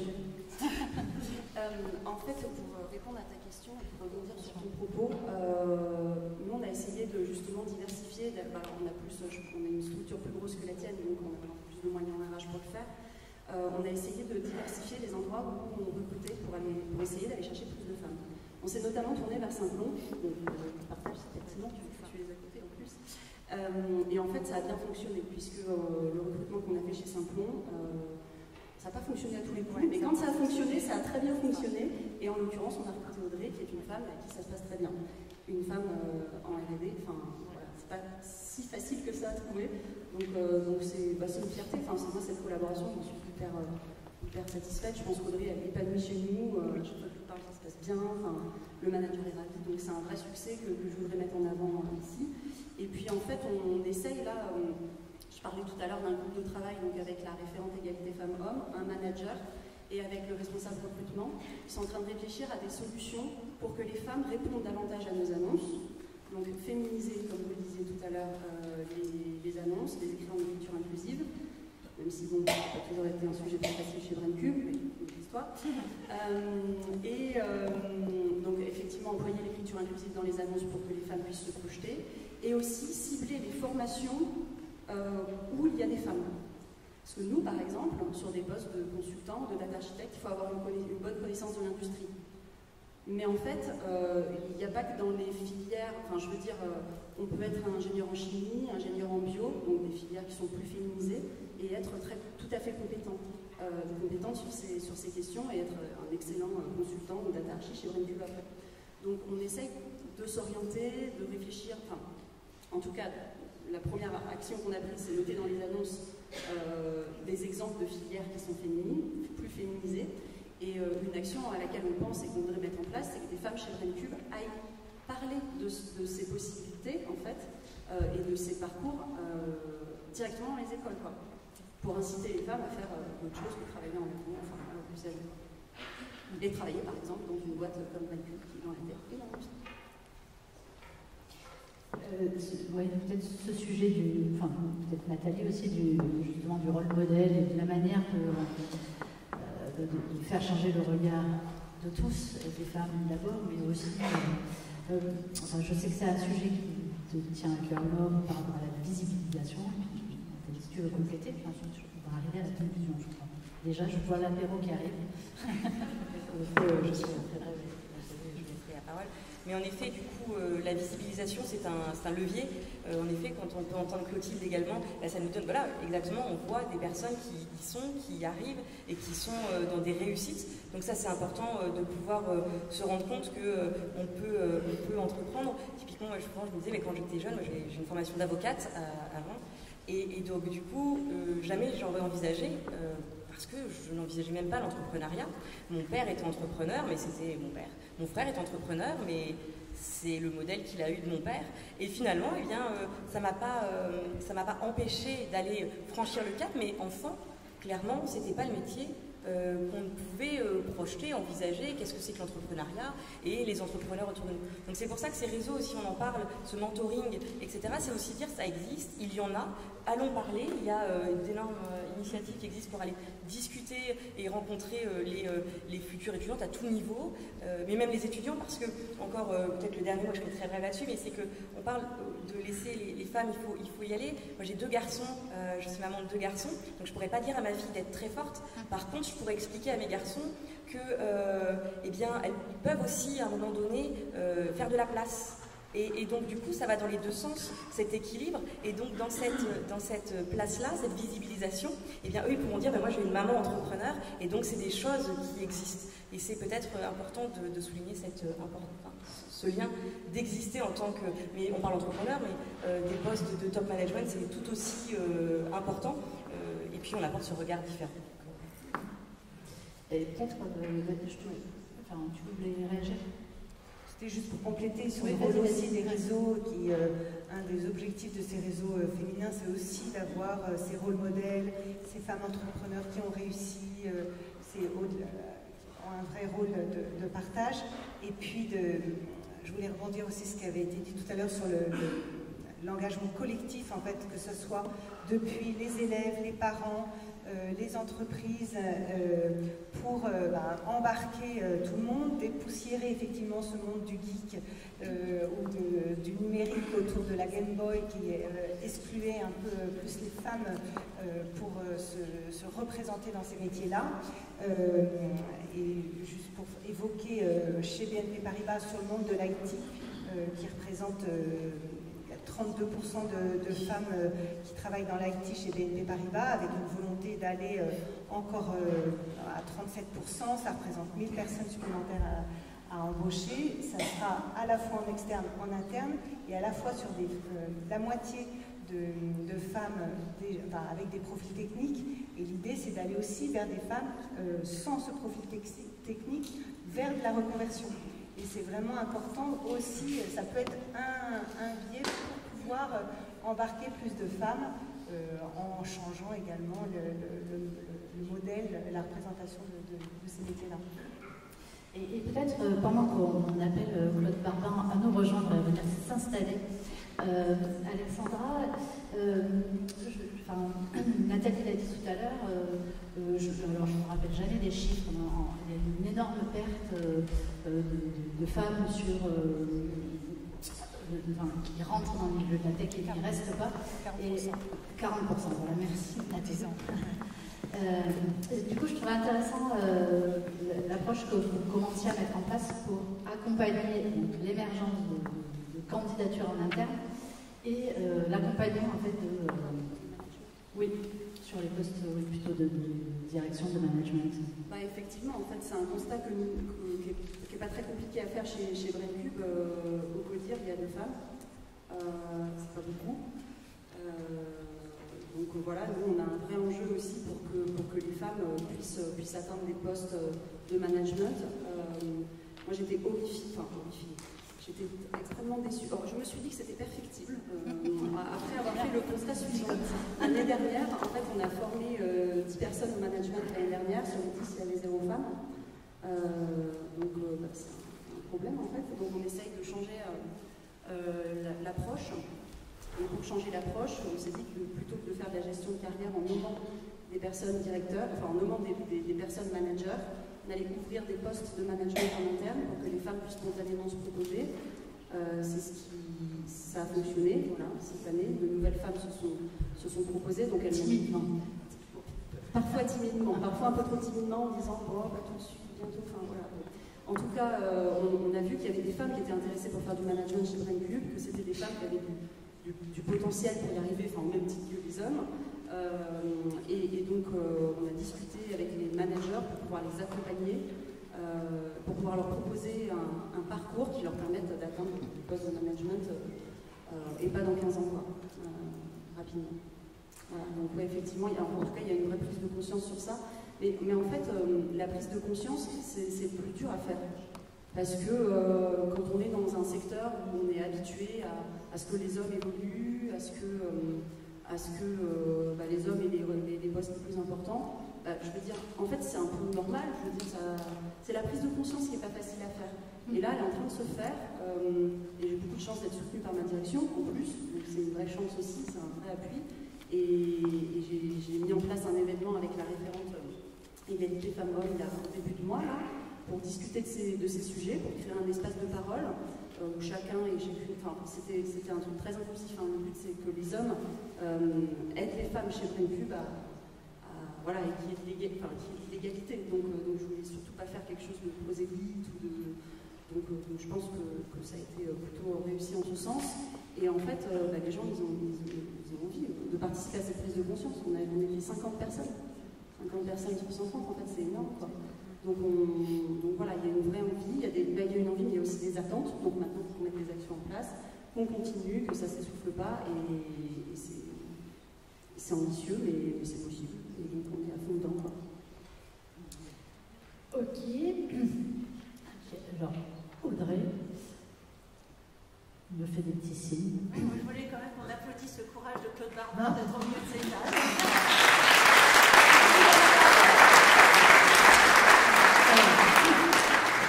Moi, je n'aurais pas dit courage. Plaisir. Voilà. Alors, en fait, donc, on arrive au moment de la conclusion de cette table ronde. Et en fait, on va reprendre un peu la même question qu'Audrey a posée à Claudine. Alors, ça peut être la baguette magique. Je ne me rappelle plus, puisque tu avais changé de formule entre deux. Mais en gros, l'idée, c'est de se dire... voilà, il y a 250 personnes, je crois, dans la salle, avec des situations de management, avec des entreprises, avec des réseaux, avec On a partagé en fait cette nécessité de changer de regard et de mettre en place des choses. Il y en a qui peuvent se faire très facilement, très rapidement. Il y en a d'autres qui demandent un engagement sur le long terme. Quand on parle de la création de vocation, on se doute bien que c'est pas pour demain matin, mais pour chacun et chacune d'entre vous, par quoi devrait-on commencer? Quelle pourrait être voilà, la première chose à faire, celle que vous avez envie de partager avec l'Assemblée pour qu'elle soit inspirante et qu'elle mette en action? Alors, du coup, voilà. Et bien voilà, Nathalie, c'est tombé sur toi. Vous aussi? On se pas comme si on en avait parlé un petit peu. Alors. Non, vas-y, je prends. Excellent. Merci Loïc Marie de la part de tes camarades de cette. Ce que j'aurais envie de dire, c'est qu'en fait, on est tous un petit maillon de la chaîne, qu'on doit vraiment tous se parler entre nous pour justement, on a parlé beaucoup de dépoussiérer, de découturer ces biais de sous-estimation. Et en fait, nous, c'est un peu organisme de formation, on est vraiment un petit maillon. Et si on ne se coordonne pas avec les entreprises et avec les autres institutions, on ne va pas y arriver. On ne va pas réussir à accueillir nos talents, on ne va pas réussir à créer des vocations parce que c'est de ça dont il s'agit, parce qu'on a aussi de la reconversion professionnelle, et créer un espace de formation bienveillant. Tout à l'heure on parlait de bienveillance, et ce qu'on essaye de faire, c'est d'avoir des continuités de parcours pour que ces talents puissent s'inscrire dans la durée, parce que c'est des publics qui sont volatiles, qui ne sont pas tout à fait fidèles et qui ont besoin systématiquement et souvent d'être remobilisés. Et s'ils arrivent à se projeter dans la durée, on aura réussi quelque chose et on pourra faire profiter ces talents aux entreprises et aux autres. Donc il faut continuer à se parler tous ensemble. Le maillage et la force du réseau. Nathalie, ça y est, tu as trouvé l'inspiration. Partons, on commence. La fatalité n'existe pas.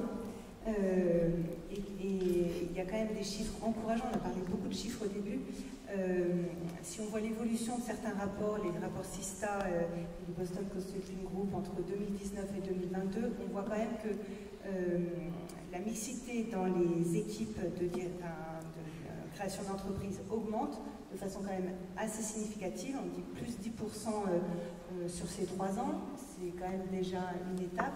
Et 70% des femmes vont créer en équipe mixte. Et en plus, c'est avéré que toutes les équipes mixtes affichent une surperformance économique. Donc en plus, ça donne une confiance et un comportement aussi de financement beaucoup plus... c'est un cercle vertueux de l'accompagnement de ces sociétés. Donc il y a quand même... les choses bougent, c'est un projet collectif. Ça va de les enjeux sont énormes, et ça va de la formation jusqu'à la reconversion. Voilà, on peut changer les choses. Claude Barbin, on va laisser ces dames terminer sur les ambitions qu'elles ont pour affirmer les vôtres.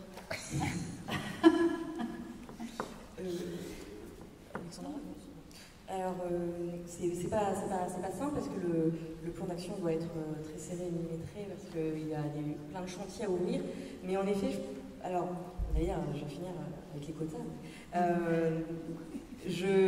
On peut pas réinventer si nous, on n'a pas les femmes à recruter. Donc moi, ce serait vraiment aller travailler du côté de l'éducation. Vraiment, au niveau des entrées des écoles, on se rend vraiment compte qu'il y a cette perte avant même, quand on est dans le supérieur, pour passer ces caps. Donc quelque chose à vraiment aller remonter. Déjà, si j'avais une baguette magique, je mettrais plus de femmes dans les écoles d'ingé. Déjà. Et après, finalement, la transformation s'opérerait probablement naturellement en arrivant sur le marché du travail. Et aussi, et c'est assez important pour le souligner, Syntec vient faire une évolution importante en droit du travail sur les femmes, et justement avec un certain nombre de congés complémentaires pour la maternité, et qui est mixte, pour que le père aussi soit impliqué. Donc peut-être aussi aller travailler sur quelque chose justement, eh bien oui, on ne va pas s'arrêter juste parce que nous avons des enfants, on n'est pas dévalué parce que nous avons des enfants, donc aussi peut-être travailler sur quelque chose de cette envie de continuer et de faire confiance malgré la maternité. Malgré la maternité. Et il y a aussi un autre point que tu tu n'as pas évoqué et qui était un peu préalable, c'est le fait de... Tu disais il faut compter. Ah oui, c'est vrai. On va compter à la French Tech, clairement. Il faut mesurer, mais ça rejoint exactement BNP. Il faut commencer par se rendre compte. On en parlait une fois qu'on en a conscience, quand on le voit, parce que cette normalité, elle est tellement évidente. En fait, on se pose même plus la question. Quand à la télé, on voit plus d'hommes parler, on s'en rend même plus compte. Et donc, du coup, quelque chose peut-être de l'ordre de déjà compter combien nous sommes, et puis fixer des objectifs. Et en effet, comme Nathalie l'explique, à chaque fois, il y a des objectifs, ils arrivent les uns après les autres, et puis si on se les fixe, je suis certaine que si on cherche des femmes compétentes, on ne tardera pas à les trouver. Il faut juste se donner un petit peu l'envie d'aller les trouver. Et Alexandra? Je ne sais pas si je vais répondre exactement à ta question, mais tu le dis pas et tu fais ce que tu veux. Voilà. Mais en tout cas, en guise de conclusion, moi ce que je voudrais dire, c'est que je pense qu'il faut que ça reste, en tout cas quand c'est porté dans une entreprise, il faut que ce soit un projet positif. Et ça, pour moi, c'était hyper important, qu'il n'y ait pas de clivage, en fait. Qu'on n'oppose pas les hommes aux femmes, que pendant l'intervention, pendant l'atelier qu'on a organisé, qu'on soit dans un cadre bienveillant, qu'on ne soit pas là pour laver son linge sale, dire tu m'as dit ça il y a 3 ans, machin, on a fait une réflexion sur comment j'ai fait ça, machin. C'était pas du tout l'idée, c'était pas du tout l'objectif, c'était pas du tout ce qui s'est produit, donc à la bonne heure. Donc voilà, le but, rester dans une démarche positive, parce que ça a plus d'impact quand c'est positive. C'est un peu un terme guindé, quoi, mais co-construire en tout cas des trucs ensemble, les hommes et les femmes. Ça, c'est important. Engager le management aussi dans ça. Et puis, juste nous, ça me paraît intéressant de partager une action qu'on a prise à ce moment, en fait, qui a permis un peu d'illustrer tout ça. On a mis en place le congé menstruel. Donc, c'est un truc un peu à la mode, quoi. Mais en tout cas, c'est quand même bien pratique. Donc voilà, ça me paraissait intéressant. Enfin, en fait, c'est un truc, c'est pas très coûteux à mettre en place dans l'entreprise. Hein. Je veux dire, ça va concerner 30% de femmes, donc pas comme ça déjà. Et puis voilà, toutes les femmes ne vont pas forcément en avoir besoin, mais en tout cas, c'est. Voilà, une femme, elle n'a pas à subir. Enfin, elle n'a pas. Enfin bon, bref, je ne vais pas faire le débat sur ça, je pense que tout le monde a compris, mais voilà, c'était un acte fort et qui permettait un peu d'illustrer ça. Et effectivement, sur ce point, tu disais aussi, c'est aussi un marqueur de la manière dont on intègre les femmes dans l'entreprise. Oui, complètement. Bah oui, moi, c'est aussi quelque chose dont j'ai envie de me servir, je ne vais pas me mentir, quoi. Enfin, c'est quelque chose dont j'ai envie de me servir pour faire de la marque employeur, pour attirer des femmes. Donc voilà, après, une femme ne va pas venir bosser chez Brentwood parce que c'est absurde, mais voilà, ça s'inscrit dans une politique plus globale et ça me paraît intéressant au regard de la thématique d'aujourd'hui de le partager. Et juste pour terminer, nous, notre next step maintenant, on travaille en fait sur les soft skills depuis de nombreuses années chez Braincube, c'est de participer, c'est de mettre en place des masterclass pour développer le leadership féminin. Donc des masterclass pour nous qui seront dédiés aux femmes, pour travailler sur la confiance en soi, l'estime de soi, briser le plafond de verre, et voilà, travailler sur ces thématiques. Très bien, merci. Et donc vous aurez le mot de la fin. Moi, j'avais envie de vous demander si on pouvait imaginer un pacte parité porté par la CCI du Puy-de-Dôme vers les entreprises, par exemple. Est-ce qu'on pourrait imaginer quelque chose comme ça? Bon, alors, tout d'abord, merci de l'invitation. La deuxième posture que j'ai souhaité avoir, c'est surtout ne pas travailler mon intervention pour être le plus authentique possible. Donc je ne savais pas ce que vous alliez dire et je ne l'ai absolument pas préparé pour justement avoir un propos authentique. La troisième chose, c'est de vous dire que dans cette salle, nous sommes 40-60. 40% d'hommes, 60% de femmes. Donc par rapport à l'ambition que nous portons, je pense que cette réunion est véritablement au rendez-vous.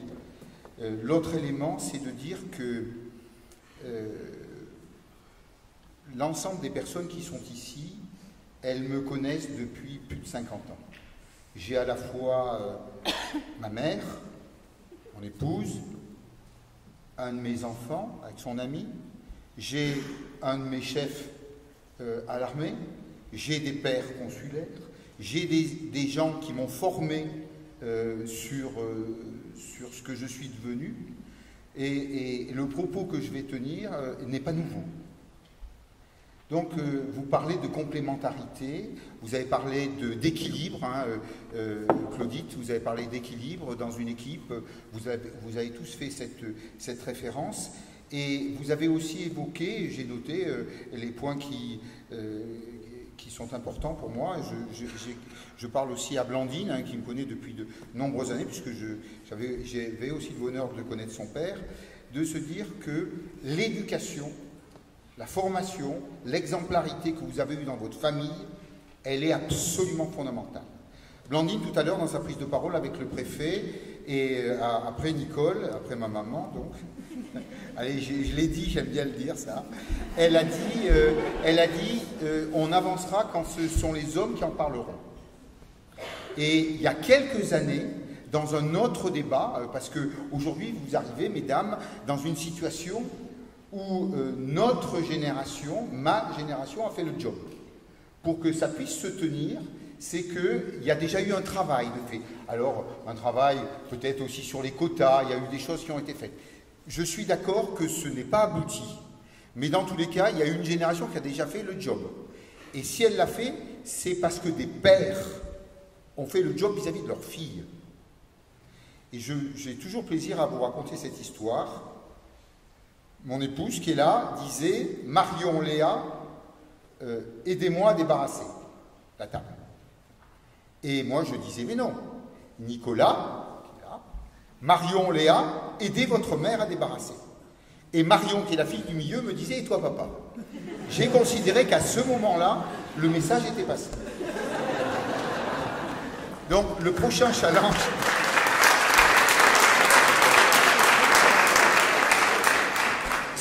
Si je vous dis ça, c'est vraiment parce que je souhaite être authentique et de vous dire, devant ceux qui me connaissent depuis un certain nombre d'années, que c'est vraiment du vécu. Et j'ai également fait un petit sur l'historique. J'ai fait un souvenir en 7 points. J'ai eu Nicole, qui bien sûr m'a éduqué, m'a élevé dans cette chose-là. Elle a travaillé, Nicole, et bien entendu, mon père n'était pas de la génération qui était habituée à débarrasser. Donc j'ai appris à servir à table, à desservir, à accueillir les invités, à débarrasser la table, à coudre, à repasser. J'ai été formé à ça. Alors, peut-être pas avec toute l'efficacité, mais je savais faire ça. Et je sais toujours le faire de façon imprécise, mais je le fais. Et ça ne me déraille jamais dans une assistance de servir. Voilà. Et de faire, le mot n'est pas élégant, mais de faire la demoiselle de la maison. Voilà. Ensuite, donc, je pense que la notion d'éducation, la notion de famille, pour transmettre des valeurs, elle est fondamentale. La deuxième chose, c'est bien entendu quand vous avez l'expérimentation, hein, qui nous est chère qui nous a été chère au Centre des jeunes dirigeants quand j'y étais, parce que vous savez que le Centre des jeunes dirigeants, ça s'arrête à 40 ans, donc, mais j'ai été, voilà, et mon ami Pario nous l'avons vécu ensemble, c'est de se dire que la famille, quand vous avez un garçon et 2 filles, obligatoirement, vous leur transmettez l'envie ce que Clotilde a eu, c'est-à-dire d'aller plus loin, aucun frein, c'est pas parce que tu es une fille, et de traiter, ose, en avant, et justement de gommer toutes les mauvaises idées qu'elles peuvent prendre ailleurs. Voilà, leur dire non, c'est pas vrai, tu as autant de chance, et dans tous les cas, tu devras travailler. Ce mot-là, n'envisage pas ta vie sans travail. Voilà, et ça, pour moi, c'était extrêmement fondamental. J'en suis à mon point 2. J'ai eu le bonheur, dans les années 80, d'évacuer un avion, j'étais militaire parachutiste, et d'évacuer un avion avec le premier contingent de femmes parachutistes. Et bien, ce que j'ai appris là, c'est que les hommes, au cul de l'avion, ils font un refus de saut, ils ne montent pas dans l'avion. Les femmes, quand elles montent dans l'avion, elles ne feront pas de refus de saut. Elles évacueront l'avion. Et les hommes sont capables, dans un avion, de faire un refus de saut. Les femmes, quand elles sont dans l'avion, elles n'ont jamais fait de refus de saut. La 4e chose, c'est au sein du cabinet, on a souhaité, comme vous le faites, Alexandra, faire en sorte que la parité soit une règle. Et une règle, ça se construit, ça se manage, ça se négocie, ça s'explique. C'est difficile à un moment donné, surtout quand des fois vous êtes avec moi, avec une population d'hommes avec qui on est copains et tout ça, et puis tout d'un coup il y a une grosse blague, de dire bah non, c'est pas. Voilà, c'est difficile. Donc c'est un chemin de tous les jours. Voilà, c'était mon 4e point. Le 5e point, c'est l'expérimentation. Quand vous expérimentez la complémentarité des équipes, l'équité des équipes, l'équilibre des équipes, vous vous apercevez que par rapport à une problématique, eh bien, vous êtes enrichi de la réponse qui va vous être donnée. Voilà, c'est-à-dire qu'il y a des problématiques, il y a des regards qu'en tant qu'homme, je ne suis pas capable d'avoir. Et très étonné et surpris et heureux qu'en face, il y ait une réponse et qu'elle s'équilibre. Donc, l'équipe, elle est extrêmement équilibrée. Vous avez évoqué, et je vais dire, Madame la banquière, vous avez évoqué que quand il y a une mixité dans une équipe, vous êtes plus facile à donner un accord bancaire parce que vous dites, cette équipe, elle saura surmonter les difficultés de la vie économique parce que justement, il y aura ces deux regards, et je l'ai bien entendu. Et puis, le 6e et avant-dernier point, c'est d'avoir vu les associations féminines évoluer et d'avoir vu tout ce que ça a apporté. Donc en gros, créer le réseau, créer cette dynamique, le fait d'être ici ce soir et de dire, oui, ça y est, mais ça s'est construit il y a 10 ans, il y a 20 ans, il y a 30 ans. Voilà, et aujourd'hui, il y a un nouveau challenge. Parce que le challenge, maintenant, il est devenu chirurgical. Vous tapez sur le numérique. Il y a quelques années, on était loin de ça. On tapait sur simplement pourvu qu'elles aient leur place. Et le septième point, alors là je vais prêcher pour ma paroisse, c'est de dire c'est la vie consulaire. J'ai vu aussi, comme je l'ai vu à l'armée, évoluer le nombre de femmes au sein des unités, que ce soit les 3 armées, mais dans la vie consulaire, c'est-à-dire dans les chambres de commerce, eh bien, vous avez votre chambre de commerce, du Puy-de-Dôme, Clermont vers Métropole, votre chambre de commerce a la parité de compétences. Et c'est mieux parité de compétences que parité tout court. Je suis au-delà des quotas. Cependant, dans un bureau de 10 personnes, il y a 5 femmes, 5 hommes. Une vraie parité de compétences.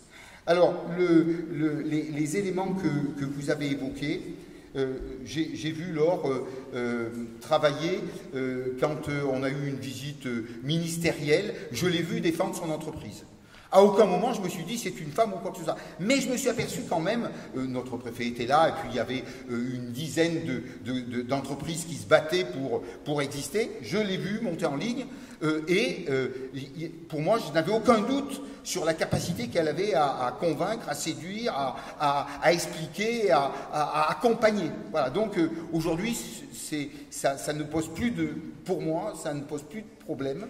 Donc c'est un fait.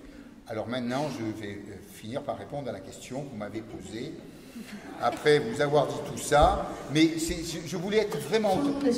Je voulais vraiment être authentique, voilà, et si je l'avais préparé, j'aurais fait des pleins et des déliés, j'aurais pas fait avec mes tripes, et vous sentez que c'est sincère, et j'ai le bonheur de voir 2 collaboratrices de l'Institut des métiers que j'ai vues il n'y a pas longtemps, qui me font un petit signe.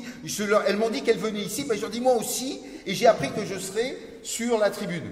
Voilà, je leur fais un signe. Donc je vous ai vraiment dit la vérité. C'est de se dire comment on peut faire pour faire évoluer ces choses-là sur la spécificité du numérique. Alors, votre chambre, elle travaille sur 8000 apprenants. Alors, c'est vrai qu'on a une magnifique école, qui est l'école de commerce, qui fait 2000 apprenants, qui... aujourd'hui est dans cette posture, tout simplement parce qu'elle a une équipe qui la manège où il n'y a quasiment que des femmes.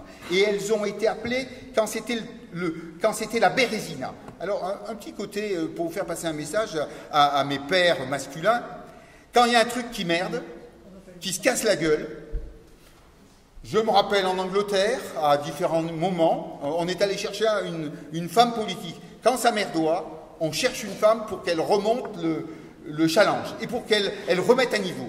Et quand c'est à niveau, on y recolle un homme. Voilà, donc je fais très attention à ça.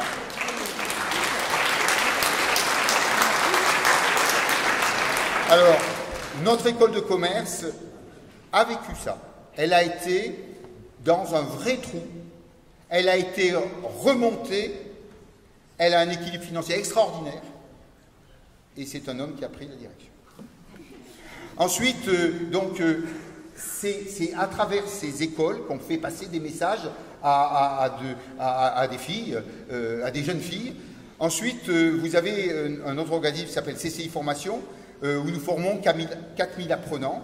mais nous n'avons pas la spécificité numérique. Nous n'avons pas cette capacité. Alors après, il peut y avoir une volonté avec des intervenants de créer ça, mais on a effectivement Saint-Plon.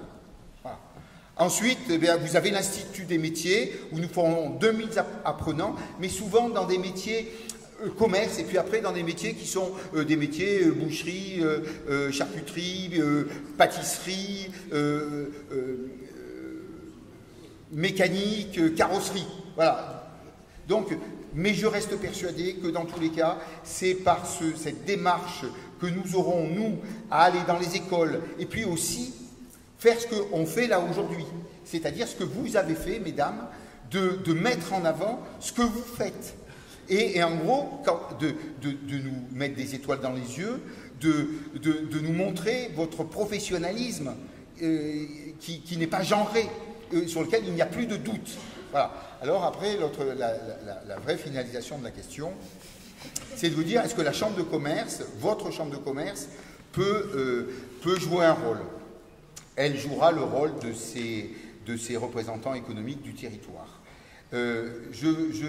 Quand j'ai dit au préfet de région, au premier mandat, Monsieur le préfet de région, je souhaite avoir une parité de compétences, 5 hommes, 5 femmes, je n'ai pas parlé de parité. Et quand j'ai parlé de parité de compétences, je l'ai vu noter le terme, parce que pour moi, il est vraiment approprié à ce que nous devons faire. Et chaque fois que j'ai l'occasion de présenter notre chambre, que ce soit en Auvergne-Rhône-Alpes ou que ce soit sur le plan national, la première chose que je dis, la première des choses, cette chambre de commerce a la parité de compétences 5 hommes, 5 femmes au sein de son bureau. Alors après, c'est de réussir à faire passer, à travers les entreprises, à continuer à faire passer ce message. Mais faire passer un message aussi spécifique que le numérique, je vais avoir besoin de vous.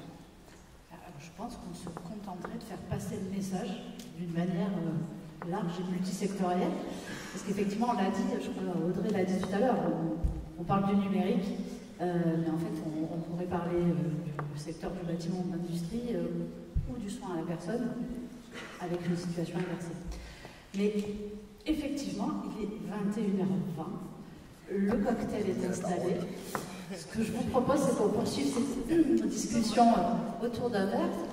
Après un mot de clôture des organisatrices. Et avant que vous le leviez, je voudrais vous remercier toutes les 4 ainsi que les collaborateurs.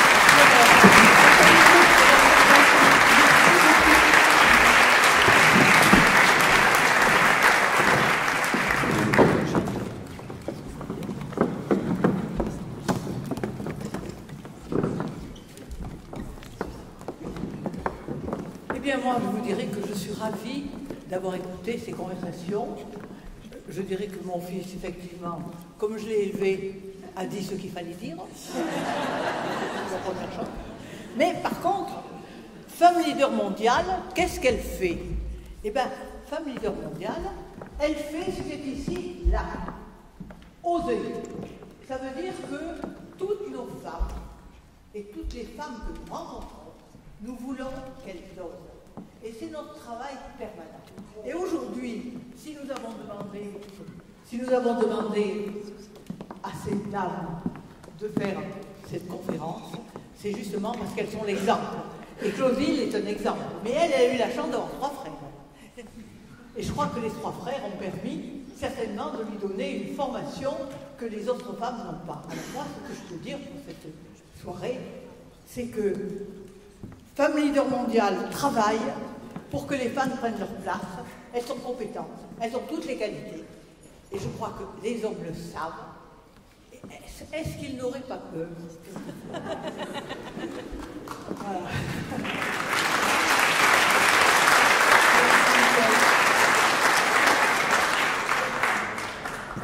Alors avant de vous laisser profiter effectivement du cocktail, je voulais juste vous apporter une petite précision. Vous avez tous eu ce programme à l'entrée. Et alors, c'est pas fini parce que quand même, on est allé sur du numérique. Vous verrez qu'au dos, il y a un petit QR code et que le connecteur, qui est notre partenaire média sur cette soirée, a fait tout un dossier sur son site internet qui est relayé donc grâce à ce QR code, pardon, j'en bafouille. Et vous retrouverez aussi dedans la captation vidéo, enfin des extraits de la captation vidéo, des petites interviews qui seront réalisées plus tard, etc. Donc continuez à aller voir ce QR code pendant les jours à venir. Il va être alimenté parce que le but, c'est pas juste de faire une soirée pour faire une soirée, c'est bien qu'il y ait une continuité et qu'il y ait de l'action derrière, du passage à l'action. L'autre chose, c'est qu'effectivement, je vais remercier tous nos partenaires parce que vous avez un intérêt, vous aussi, à les applaudir et à être content d'avoir tous ces partenaires. C'est grâce à eux que vous allez avoir le cocktail derrière gratuitement. Donc, vous voyez que ça sert à quelque chose d'intéressant. Ils ont tous d'ailleurs un badge comme ça, vous verrez, autour de leur cou. Donc, ça vous permet de les identifier si vous avez envie d'aller les voir pour les remercier ou pour simplement engager la discussion. Et alors parmi eux, on va retrouver en tout premier lieu Clermont-Auvergne Métropole et je vais demander à Blandine Galliot de bien vouloir remonter sur la scène pour la photo de famille du final, du grand final bien sûr, puisque M. Olivier Bianchi est excusé. Pour la French Tech Clermont-Auvergne, on a déjà Jean Prévost-Osmani qui est sur scène et qui va pouvoir s'avancer. On a normalement, j'ai vu arriver Lionel Fauché, qui est quand même le co-président de la French Tech Clermont-Auvergne. Donc s'il te plaît, viens nous rejoindre Lionel. Et puis Hélène, Hélène Ribaudot, qui est la petite main opérationnelle, mais très active, et avec qui on a préparé cette soirée. On a aussi dans les associations qui étaient importantes, parce que la French Tech, c'est la tech, c'est aussi Digital League Auvergne-Rhône-Alpes. Timothée, tu es ce soir le représentant de Digital League, puisque notre vice-président Auvergne est excusé en la personne de Laurent Laporte. Il faut savoir que nous, on n'est pas des expertes du numérique et de la tech, donc c'est pour ça qu'on est allé chercher le soutien de ces deux grandes associations que nous avons la chance d'avoir ici, donc Timothée Ricard, je crois que je n'ai pas dit le nom de famille. Et puis le lien, effectivement, Laurent Laporte est également toujours excusé entre-temps, mais le PDG de BrainCube, qui était ce soir représenté par Alexandra Pinon. BNP Paribas avec Nathalie Depufiliou, je cherche un peu derrière moi, mais avancez-vous, venez nous rejoindre, ne me laissez pas toute seule. Le Connecteur, partenaire média donc avec Véronique Jacques qui a animé cette table ronde, mais on a aussi dans la salle, ils ne peuvent pas monter sur scène, mais ils sont super importants, Lola et Corentin qui font la captation vidéo de toute cette soirée et qu'on va pouvoir nous diffuser à l'ensemble de nos femmes leaders mondiales qui sont en France, mais qui sont aussi en Europe, en Afrique, et que cette soirée va pouvoir être diffusée beaucoup plus largement. Le cabinet Barbin, qui était bien sûr incontournable ce soir avec Nicole Barbin, Claude Barbin, Nicolas Barbin, qui a également été cité et qui est dans la salle. Business & You, qui est mon entreprise, et je vais appeler quand même Marine Jouberton, qui vous a fait toute la communication sur les réseaux sociaux et qui a fait aussi en sorte que vous soyez là ce soir. L'imprimeur, Arion, qui a réalisé les agendas, Corinne Dos Santos, et puis bien sûr Clotilde Petit, qui était notre grand témoin de ce soir pour Pulse Life, Marie Damasrena, qui ne doit pas être loin non plus, je la vois là-bas chez Saint-Plon, et puis Dominique Asbrook, qui a beaucoup travaillé avec nous, c'est important aussi sur la préparation de cet événement, Femmes Leaders Mondiales. Je ne vais pas vous demander de vous lever, mais également l'ensemble des Femmes Leaders Mondiales, merci pour votre soutien, merci d'avoir accueilli aussi les invités à l'entrée de la salle. Et puis on a beaucoup parlé d'équilibre homme-femme, on a parlé aussi d'équilibre vie pro et vie perso. Et moi ce soir, j'ai pensé émue en tant que maman. Pardon, c'est idiot, mais il y a ma fille, Lisa Louponnier, qui vous a donné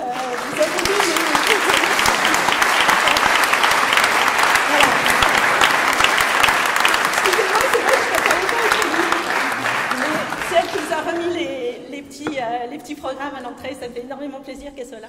Tu peux nous rejoindre, Lisa Lou, si tu en as envie. Merci beaucoup à vous, surtout vous toutes et vous tous, qui êtes là présents ce soir. Merci.